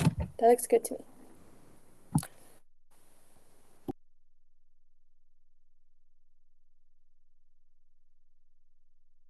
Okay, so instead of binomial distributions, now we're going to be looking at geometric distributions. So the assumptions, a few of them are the same. So 2 possible outcomes for each trial, success or failure. Trials are independent, and the probability of success is the same for each trial. And it models the trials needed until the first success. So how many trials do you need to get until you get one success? So the mean for it, which is represented by mu of x, which is the random variable, is equal to 1 over p, which is the probability of success. And the standard deviation for it is sigma of x, which is equal to root 1 minus p over p. And these both are on the College Board formula sheet, so you do not have to memorize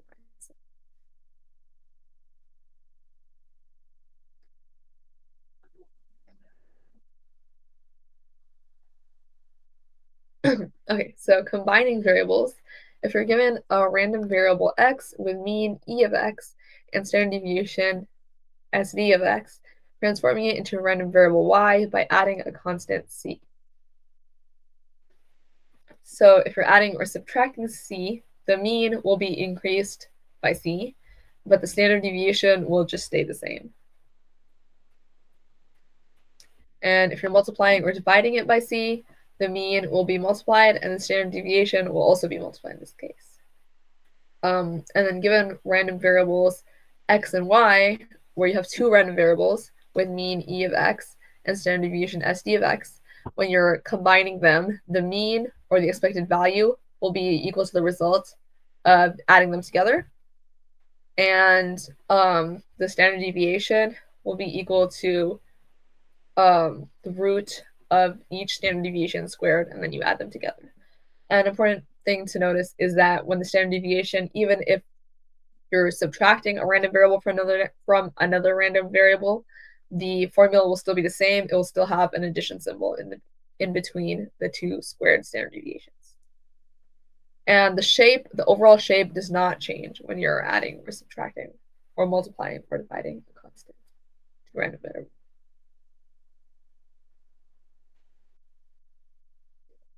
Okay, so yay, now we get to do some Unit 4 review. So how do you calculate probabilities from a two-way table? You guys can type your answers in the chat. So if you have a two-way table, how would you calculate the probability?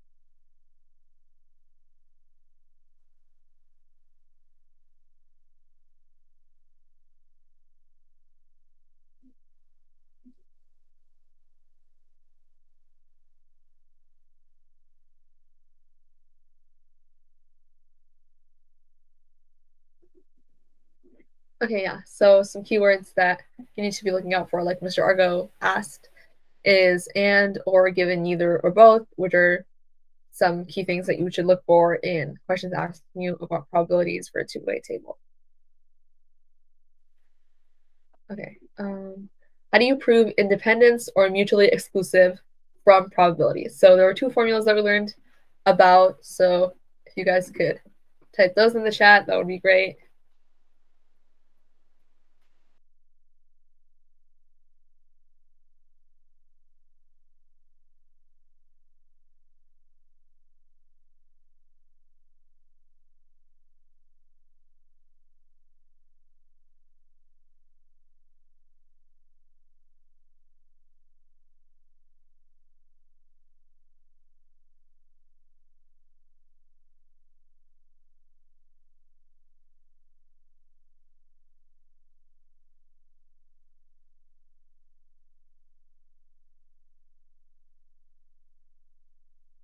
Okay, so some people are saying that P, A, and B equals the probability of A times the probability of B.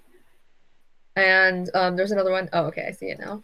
Okay, somebody says for independence, P of A, no, P of A given B is equal to P of A, and then also P of B given A would be equal to P of B. Okay, how do you find probabilities given a binomial or geometric setting?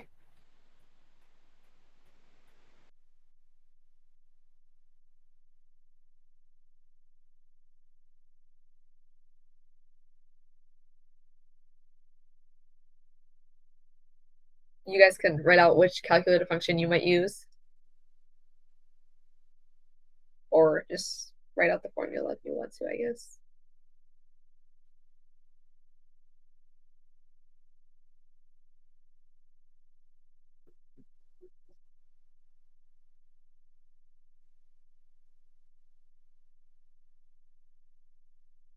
Yeah. Okay. A lot of people are saying binom CDF and geomet CDF. And if you use, I think we might be talking about this a little later as well, since Mr. Argo is going to do like a calculator tutorial. But for if you're using a TI-84, the binom PDF finds a probability that exactly X successes occurs within the number of trials. And then if you use CDF, it finds a probability that X or fewer successes occurs during a certain number of trials. So if it's asking you for exactly blank number of trials, you would probably use binom or geomet PDF. And if it was asking you whether it would be a certain number or fewer trials, it would be CDF. Okay. So we also learned how to use rules on combining random variables to find new means and standard deviations.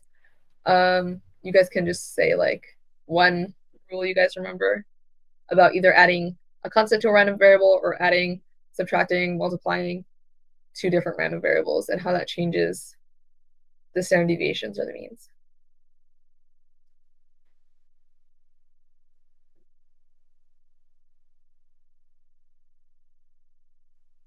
Okay, I see some good answers in the chat.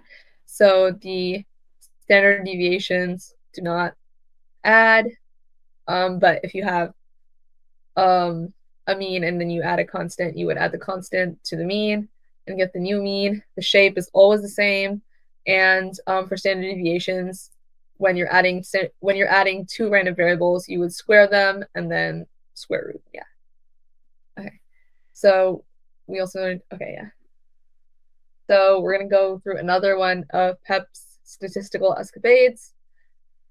Ooh, this is everyone's favorite, I know, doing FRQs. So for this one, PEP just recently got a job at a car factory. He is in charge of the new jalapeno. In his time at that factory, he has discovered that the axles come off of the factory at a rate that is normally distributed with a weight of 160 kilograms and a standard deviation of 20 kilograms. Okay. What is the probability that PEP randomly selects an axle that weighs more than 175 kilograms?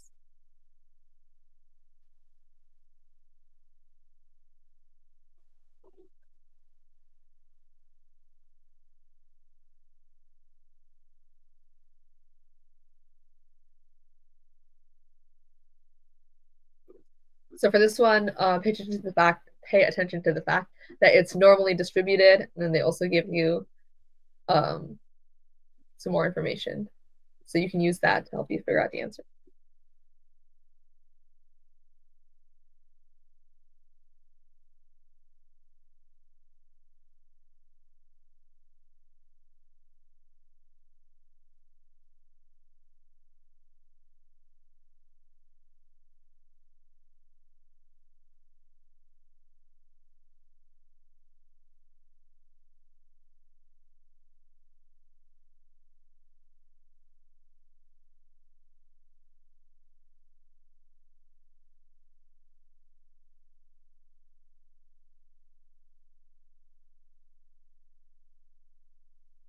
Okay, so since it's a normal distribution, the mean is 160 and the standard deviation is 20. So the probability that x is greater than 175 would be equal to 0.2266.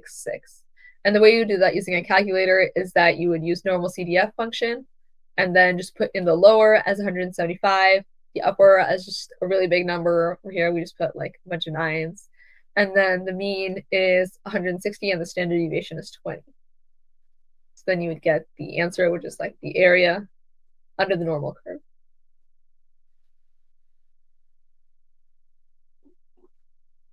So for the next part of the question, PEP decides that he's going to randomly select 10 axles. What type of probability distribution would we use to determine the number of axles out of 10 that weigh more than 175 kilograms?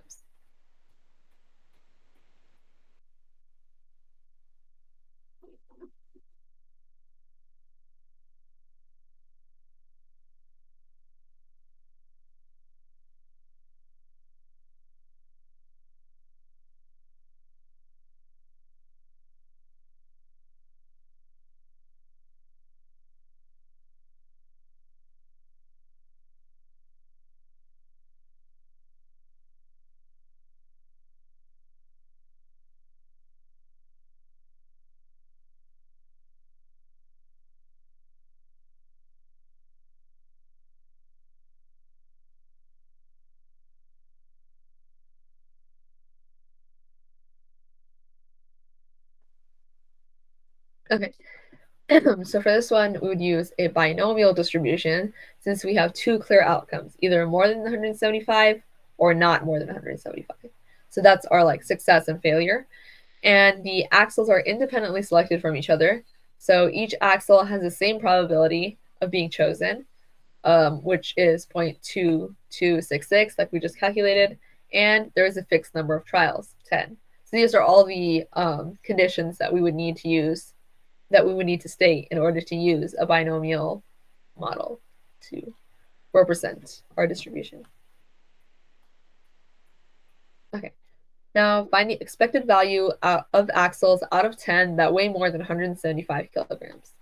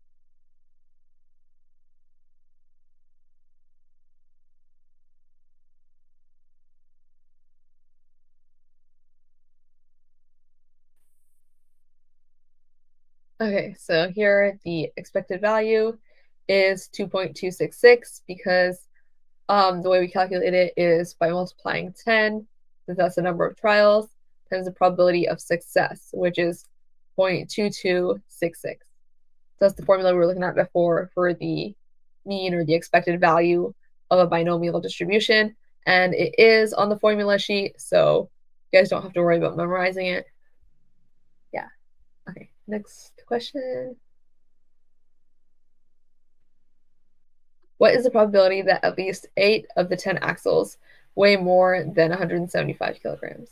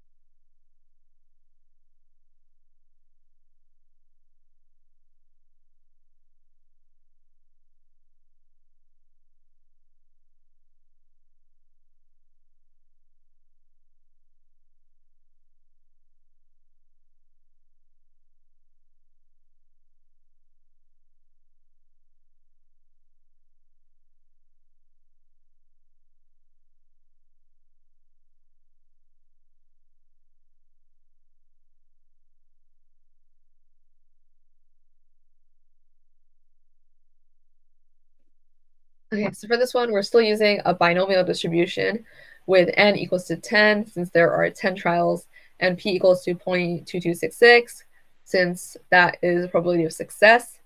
So the probability of x being greater than or equal to 18, we find that by doing 1 minus binomial CDF. Because since we're asking for what the probability of at least 8 of the 10 axles are, we would do the complement of the probability of at most 7. So when you do binomial CDF, that gives us the probability of having 7 successes or less. So then the complement of that would be 8 successes or more. So that's why we do 1 minus binomial CDF.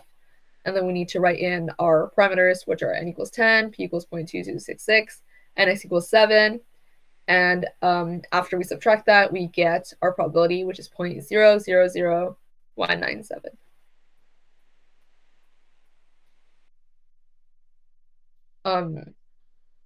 And the reason it's 7 for x is because we want to find a complement of at most 7.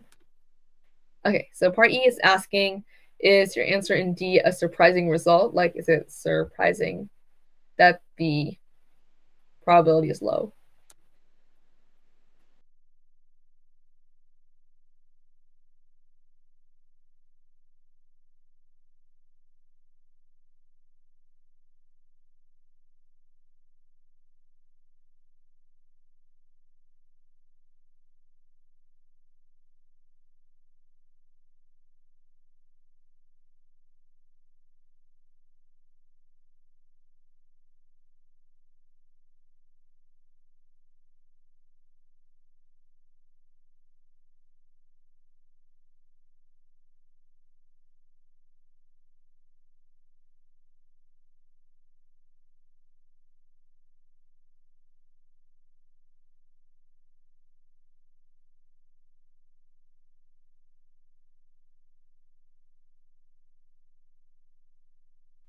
Okay, I know a lot of you guys were saying in the chat, so yes, this is a surprising result because the probability is less than 0.05.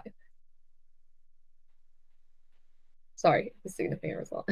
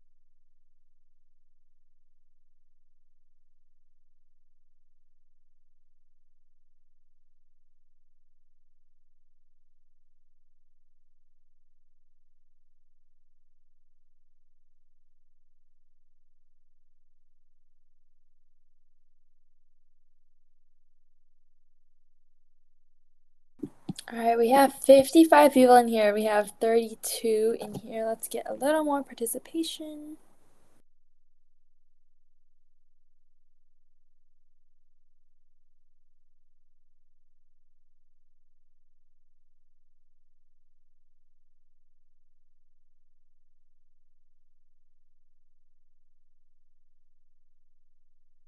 Let's get to 40 and then we'll start.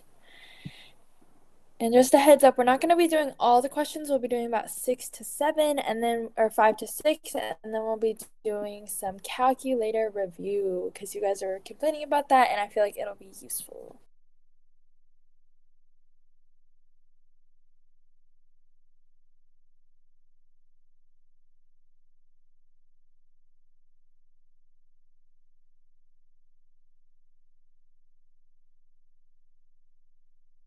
All right, I think we can start. Let me try to talk over this music. In a simulation to estimate the probability of drawing at least one ace and 5 cards from a standard deck, which method best represents the use of theoretical probability to compare against simulation results?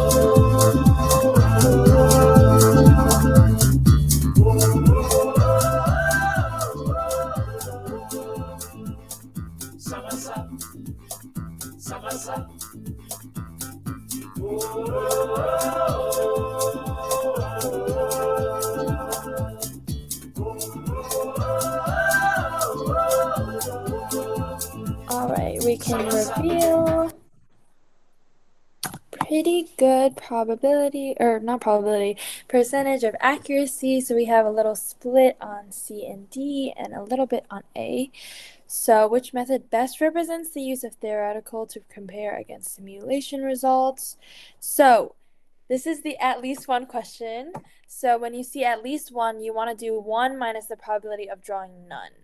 So this is a complement type of question. Make sure you guys remember, if it's at least 1, you're going to subtract 1 minus the probability that none occur. Sorry for not mentioning this one earlier.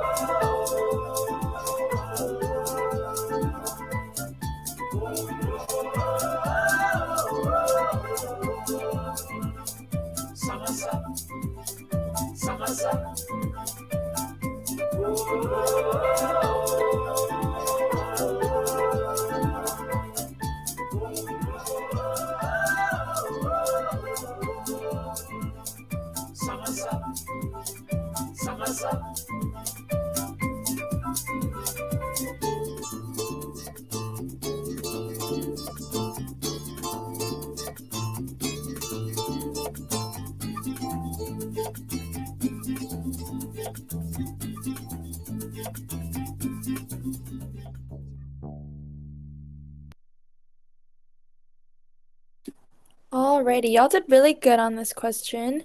These are very wordy answers. The answers in the AP exam will be a little more straightforward, but this is still really, really good practice. Good job, John. All right, so we have a little split on A, C, and D, drawing n slips without replacement, noting pairs that match, having n people state their birthdays orally and determining if there's a match, choosing n days randomly, then observing. All right, so our correct answer is randomly assigning birthday numbers between 1 and 360 to n spots and checking repetition per trial run multiple times.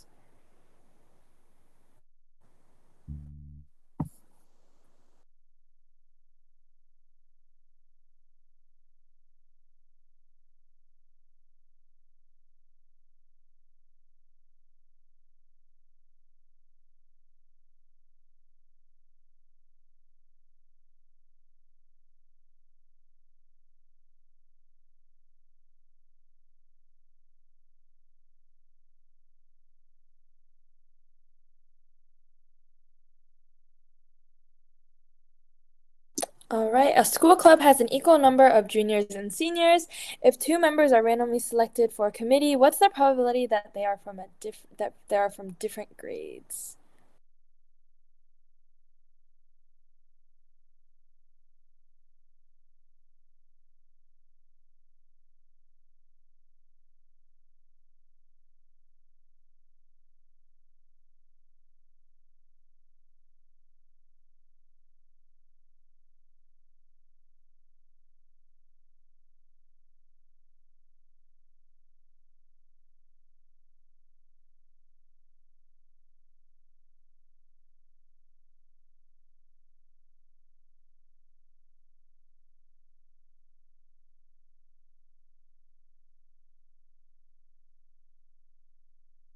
Okay, we're gonna skip this one. As Jed says, the choices aren't latex compatible, so it's a little sketchy. That will not be on the AP exam. Okay, back to the easy stuff. If events A and B are mutually exclusive, what is the probability that both events happen simultaneously?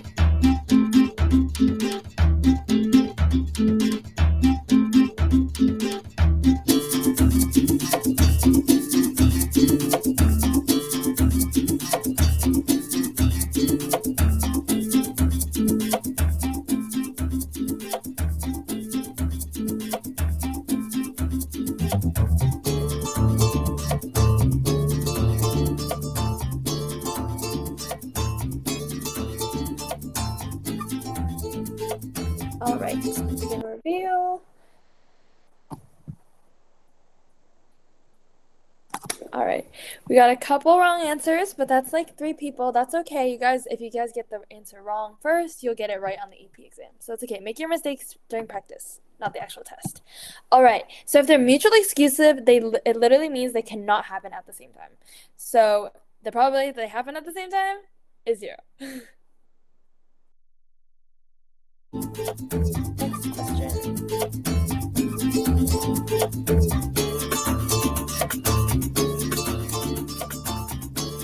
We're going to do question 5 and then question 6. So question 5, if a student is randomly selected from an AP statistics class, what is the probability that the student received an A on the final exam given that they completed all their homework assignments? What's that given?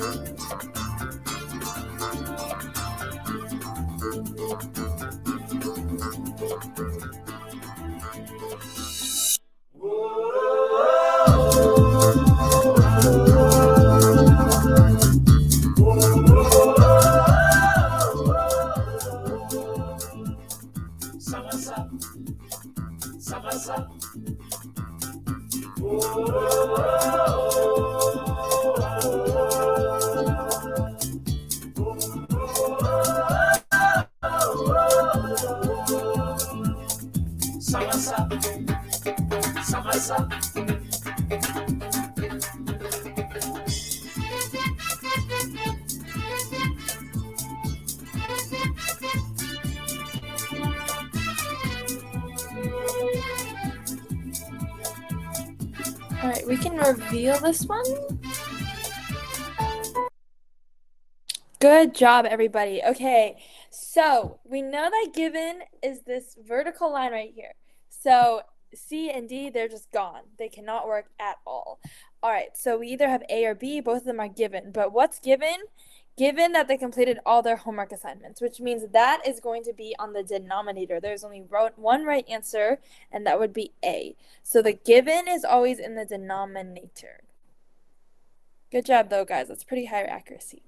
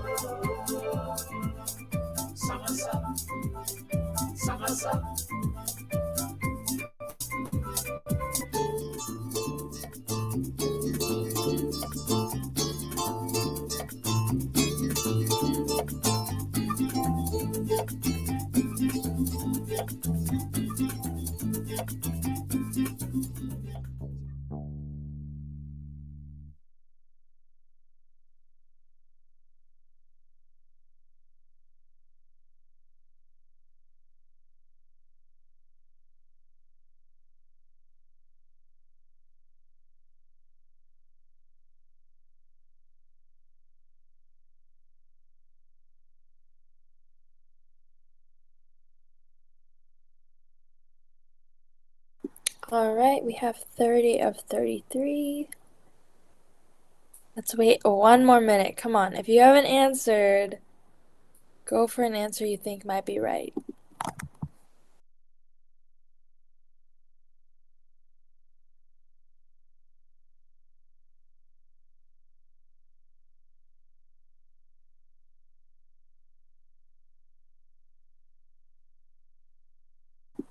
All right. I guess our 3 will not be in there. Oh, we got 1. All right, we can reveal. We can just reveal. All right, 77%. Good job. All right, so we have Mostly on D, and then B says if probability of spam given keywords is bigger than probability of spam, this implies that those keywords increase our belief that this message is spam. All right, so we know the equation is the bottom will be keywords. The bottom will be keywords, so if we have that being greater than probability of spam, that will increase keywords. And Mr. Argo says, if the probability of it being spam is higher when there are certain keywords, we can filter out spam better based on those words. Alrighty, we are going to move on to some calculator work. If we can get Mr. Argo on stage.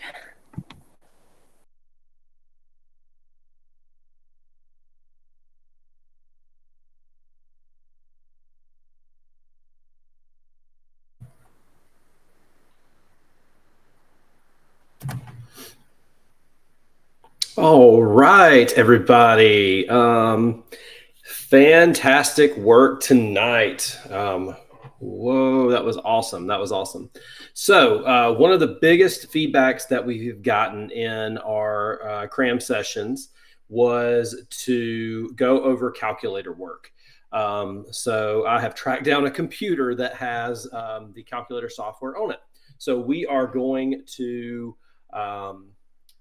go over some key functions with the TI-84, and then we will transition to the TI Inspire. So just so you know, if I were to be a calculator, I would not be a TI. I am a NumWorks guy. If you don't know about NumWorks, it is the online applet is free. It's really great for AP Stats, and the real calculator you can use on the exam. So I have transitioned from TI to the NumWorks, but TI is great, and I know that's the standard product that we're mostly would use. So TI, here we are. So we're on the TI-84, and you can see I did a question earlier. Let me clear that out. So the key buttons that you're going to want to be familiar with in the TI calculator. The first thing you would need to know how to do is to put in a set of data. So in order to do that, if you press the stat button, you can see it highlighted over there in red. And the first thing that pops up under the stat menu is the edit function. So I'm going to hit enter, and then I have some data from who knows when typed in over there. And that's how we would type in data. So let's say we have a data set of 8, 5, 2, 1, 4, whatever. That's our data set. Okay, so if it's a one variable data set, that would be how you would type that in. So again, that's stat, and then it's the first option, edit. We really don't need the sorting options for AP Stats, so we don't have to worry about that. And once you have typed in your data, that's where some of the calculating comes into play. If you want to be able to calculate the mean, median, Q1, Q3, all those one variable stats, you will go press the stat button, scroll over to calculate, and that first option, one variable stats. I do not have a frequency list in there. All I have is my L1 as my data. So I'm going to do list L1 and then enter, and it gives me all the things that I need from that fake data set that I just typed in. So I can see my mean, that's your X bar, is 3.857. We don't really use the sum of X or the sum of X squared. Our standard deviation, as if it were a sample, is 2.41. If we treat that as a population, it's 2.23. Our sample size is 7. Our minimum's 1, Q3, 2, 4, 5, and 8. Okay, there's your 5-number summary there at the end. So that is how you can calculate data. Remember last night when we did the PEP statistical escapade question with the inches of rain, and we had to find the 5-number summary? This is exactly how you would do that in your calculator. And I tell my students, spend the time. That's an easy question. Determine the 5-number summary. If they happen to throw you that softball, take the time to type it in your calculator and make sure you label your answers and get everything perfectly correct. And it's going to take a little minute, but it's going to make sure you get the E on that portion to get the full credit. Now that I have that data set kind of calculated, let's say I wanted to create a box plot. So if I press second, and up here in blue, you see we're above the y equals that you would typically use to graph algebra equations, things like that. You have the stat plot function. And I want to make sure that stat plot 1 is on. And I can do a scatter plot, which we only have one variable here, so that doesn't make sense. We never use little connected line graph. Histograms are okay. Box plot is the more common one. And in AP Stats, we want to use the box plot that has the dot, because that dot is going to tell us our outliers. Okay, the non-modified box plot we don't really use. And then the last one is a normal probability plot, which very, very rarely shows up in AP Stats. So we, again, for time's sake, we don't really go into that. So once you've done that, and we have plot 1 turned on with L1 as a box plot, if I go to, if I hit graph, okay, I can see some of the box plot. The easier way of doing it is to do zoom and option 9, zoom stat. So zoom 9, it gives you a great picture of the box plot. Okay. So that is the best way of how to create a box plot, create your 5-number summary. If you hit trace, you can trace out the different parts of the box plot, which is fantastic. If you want to make sure you're labeling your box plot correctly, last year's free response question, you had to draw out a box plot. So you could have used this as a tool to make sure you bank as many points as possible on that. So yeah, good stuff. All right, so that is basically how you do one variable data in the TI-84. And I know there's a lot more stuff, so we're not done. Let's see. I kind of lost track of the chat there. Student hosts, if you see a question that's really good and you want to pop it up on the screen, feel free to do that. I appreciate y'all moderating the chat while we're doing this. So the other type of stats that you might have to do. So actually, let's do this real quick. So I'm going to put in an outlier that is just like obviously an outlier. Let's say 22. And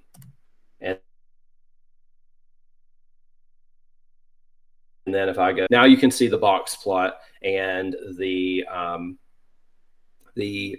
dot over there is clearly an outlier. So it does that Q1 or that 1.5 IQR formula for us and shows that it is an outlier for us. So it kind of does a little bit of that for us. And if you trace it, oops, let me hit trace first. Median Q3 X equals 8, which is the highest data point that's not an outlier, and then our maximum, which is an outlier. So you see that separation there. Okay, so that is a 1 variable data set. Another data set that you might have would be like a 2 variable data set that you would want to do, say, a scatter plot for, calculate the slope regression, which honestly does not happen on AP Stats very often. But while we're in this kind of realm, we will touch on it. So when we get an outlier on the calculator, what should we write on the free response? So when you're drawing out your box plot, you would draw it out the same way there. Now, if you see an outlier on a box plot and it asks you on the AP exam to determine if there are any outliers, drawing the box plot and saying there's a separated dot is not proof enough to show that there's an outlier. You need to write out the formula like we talked about last night in the Escapade for that particular aspect of the problem. So you can't just draw the box plot and say, oh, there was a dot, so it's an outlier. You have to show the formula. I know that kind of stinks, but that's it is part of it. Every now and then there's been rubrics where they're like a little bit more lenient on that, but I would not bank on it at all. I would do the formula that John just put down there in the chat and do that. If anything is less than that or greater than that, it's an outlier, which obviously 22 would have been here. Okay, so if you needed to create a scatter plot, so you got, this is going to make a really funky scatter plot, but that's okay. Oh, I put one too many points. I'm still samosoing in my head. I have been since last night. Go away. What are you doing? Delete. There we go. All right. So so now I have 2 lists, L1 and L2. And I'm going to go to stat calculate, and I want to go to, we only do linear regression in AP Stats. We don't do quadratic, cubic, quartic, natural log, anything like that. So either option 4 or option 8. AP Stats is going to show up more like option 8, where it puts the y-intercept first. And so the X list is L1. That's what I put in as my X list. My Y list is L2. And then I'm going to go down to calculate. And then it gives me my y-intercept, 3.978, my slope, negative 0.0576, my r-squared, which is terrible because I made up data points that weren't linear, and my r, which is also terrible for the same reasons. Okay. If you are having issues with your TI-84 and you're like, hey, I'm not getting r and r-squared, there's a weird little setting that's turned off. To make sure you get r and r-squared, you're going to go to mode and make sure that stat diagnostics is on. Okay. I know I'm going through all this very quickly. The replay will be available afterwards. So if you need to, oh crap, I don't remember what that was, you can go back and watch the replay in this last little 30-minute session. Okay. So that is basically everything in the stat section, that stat button that we would use. At least for the first half of the class that we've covered in the past 2 nights. We might do another one of these after maybe night 4 or during night 5 on the test function, which is your confidence intervals and hypothesis test, but we'll hold off on that for now since we haven't covered it in class. When you select the graph model, there's 2 that look like a whisker plot. It is the whisker plot that has the separated point, and I'll pull that back up. So it is the 4th one. So see the 4th one, how it has that separated point and the 5th one does not. We want to pick the one that has a separated point. That will show us that outlier for us. Okay, so that is in about 10 minutes how you would use the stat button on the TI-84. Okay, the other main button that you're going to use besides just, the numbers that we all know how to use is the distribution function. And the distribution function right here is going to be one of the key parts that you would use. So to access that, you're going to press second and then the vars, which pulls up the distribution menu. And the first thing you see is normal PDF. We don't use that. No normal PDF. So skip that one. Don't ever use it. We have normal CDF, which most calculators will pop up and give you the menu. The computer applet doesn't do that. So the first thing you would type in, it would ask you for your mean, your standard deviation, your lower and upper bound. So let's say 0 to 100. That's my, or we'll do 0 to 10. 0 to 10 is my lower and my upper bound. And then let's say a mean of 5 and a standard deviation of 2. Okay. And then it will calculate my, probability for us. Again, most calculators, it's going to pop up with a menu that asks you what the lower bound is, what the upper bound is, what the mean and the standard deviation is. And so yeah, that is your how you would do normal CDF. We do not do normal PDF. Okay.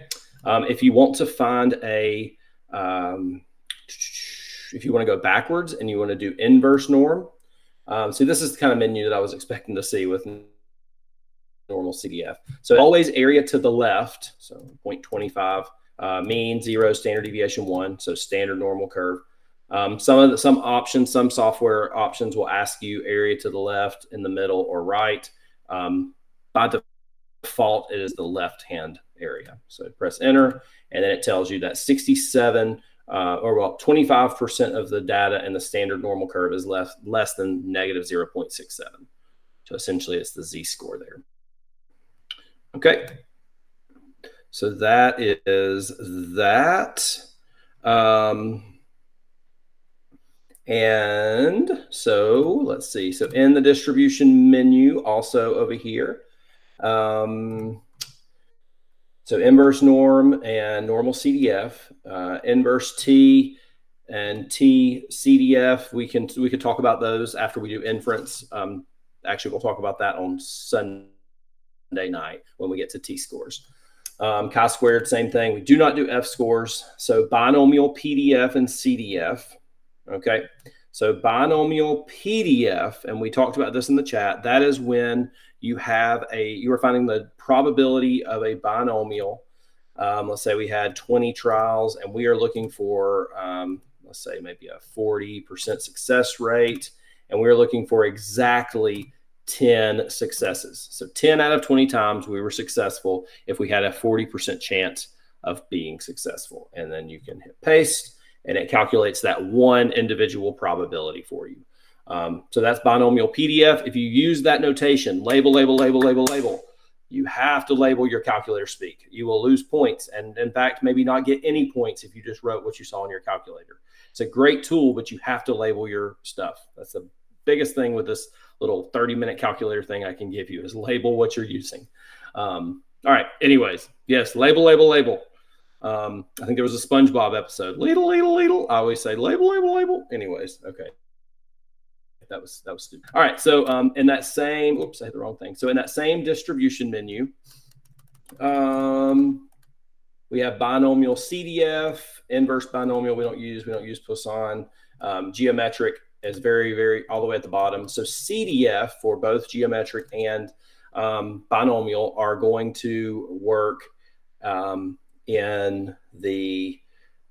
they're going to take the inclusive, whatever you put in for X, it's going to find that probability and then go all the way to the left. So let's say we have 20 trials again, the probability is 40%, and our X value is 10. It's going to take the probability of having 0 successes, 1 success, 2 success, 3 success, all the way up to 10 successes and add up all those probabilities. This is like what we saw on the statistical escapades later. So then we would have that. On the TI-84, you have to, if you're doing greater than value, you're going to have to do the complement, which is what we did on the escapade. Okay, so that is TI-84 calculator in a nutshell when you are doing the first half of the course. If we need to, we can come back and go into this, the test menu, and talk about that for TI-84 after we talked about those on tomorrow night and Sunday night. Okay, so the TI-80 or the TI-Inspire, I'm sorry. So that is the 84. And again, we can touch on those things again a little bit later. All right, let's see. Let me swap my window that I'm sharing. I apologize, y'all. So TI-Inspire. So this is what the TI-Inspire looks like. I used the TI-Inspire for a few years. I used the TI-Inspire 84 for a lot of years, and now I'm on the NumWorks train. So whenever you turn on your calculator, you got these options here. If you want to put in data, you're going to want to go to Documents and create a new one, okay? We're going to be operating in the List and Spreadsheet options. And I'm going to name this, I know we did one on inches of rain. Oh, it's not going to let me do spaces. So we'll just say inches of rain with no spaces. Okay, and PEP observe 0, 1, 2, 3, 4, 5, whatever. Okay, so that's how you would enter in your data, similar to how we did the L1 and L2 before. If you need to put in an L2, you would go over to column B, name it whatever you want, and type those in. Okay. So now that you have your data typed in and you want to calculate those one variable stats for that, you would create another page. And a quick way to do that is to press Control. And then over here in the blue, you see that plus page option. So Control, add a page. And we want to, if we want to just calculate stuff, we can add calculator page.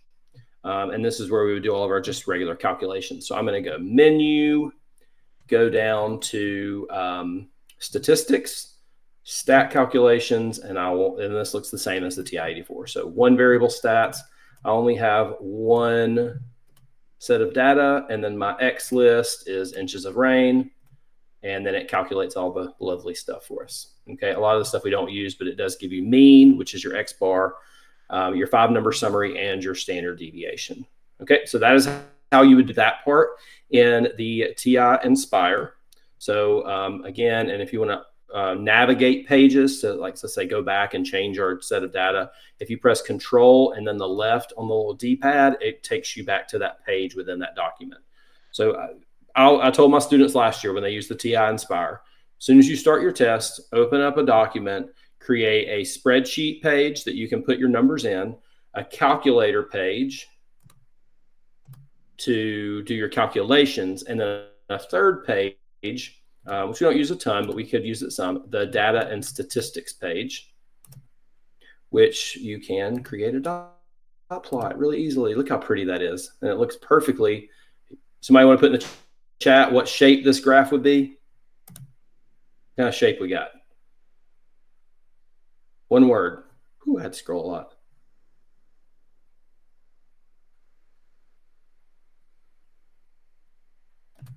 It is uniform. Thank you, Ethan. Woo! Yes. All right. Awesome. Yeah, it is uniform. Okay. Anyways, but yeah, so you have that, and you can put those things in. So let's say on your data, you go back and you want to add in y variable, candy eaten. Clearly, again, trying to put a space in there. Candy eaten, and let's say Pepe 12, 13, 14, 15, 16. 18 pieces of candy. I don't want to do 17 because that would be perfect. And I go to my my data and statistics page. I can make my y variable candy eaten, and then you can see my pretty good linear setup, which we have there. Okay, and if we go back to our page and we want to do the scatter plot math, the R and the R squared and things like that. So we're going to go to statistics, oh, I clicked the wrong thing. Stat calculations, linear regression, either one of them are fine. Inches of rain, candy eaten, hit OK. And it gives you all of your data. You don't have to do the little stat wizard thing on the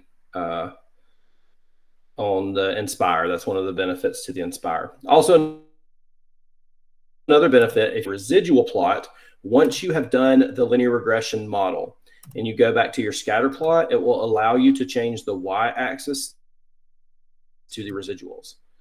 Okay, and you get your residuals, which this is not a great residual plot because the data set was just kind of quick and made up.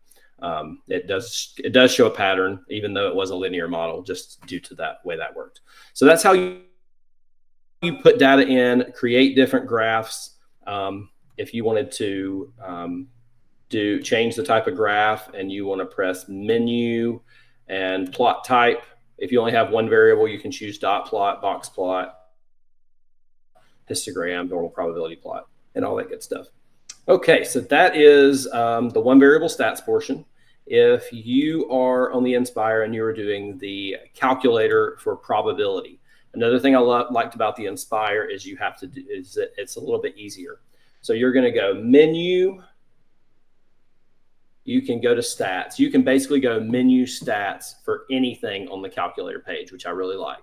In the TI-84, you have to go menu distribution or stat over to calculate. In the TI Inspire, it is menu, statistics, everything's there.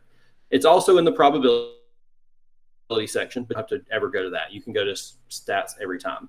And you can go down to distributions, never normal PDF, no normal PDF, normal CDF, you got your little menu there, okay? Type in your stuff, label for your response.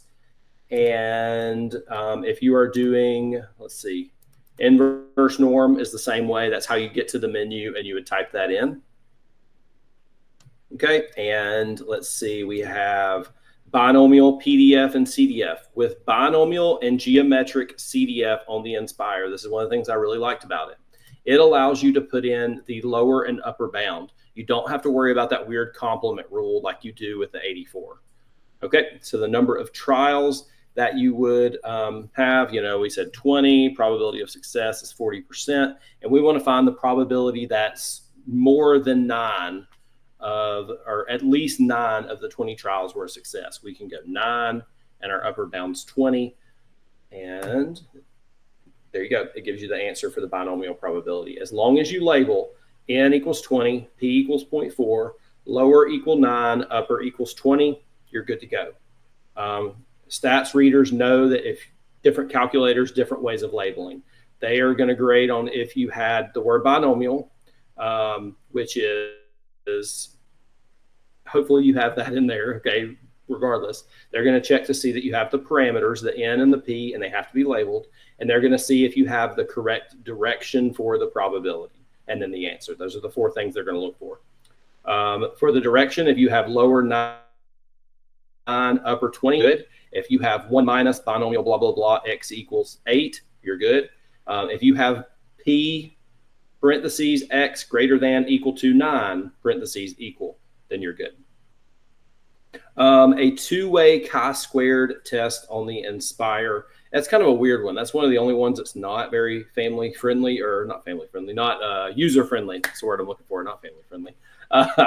The only one that's not very user friendly on the Inspire. So the way you would do that, okay, so we're in the calculator page. We are going to go to our little matrix menu right here. Okay, and apparently that was the last thing I did on this app, because the matrix is the first thing that popped up. And I'm going to put in my, how many rows and columns. We'll go 3 by 3 is fine. And I'll type in my numbers. 88. I'm just throwing stuff out here, y'all. 12, 7, 6. All right, so once you've entered in, this would be your observed counts. Once you enter in your observed counts, you want to store that matrix as something.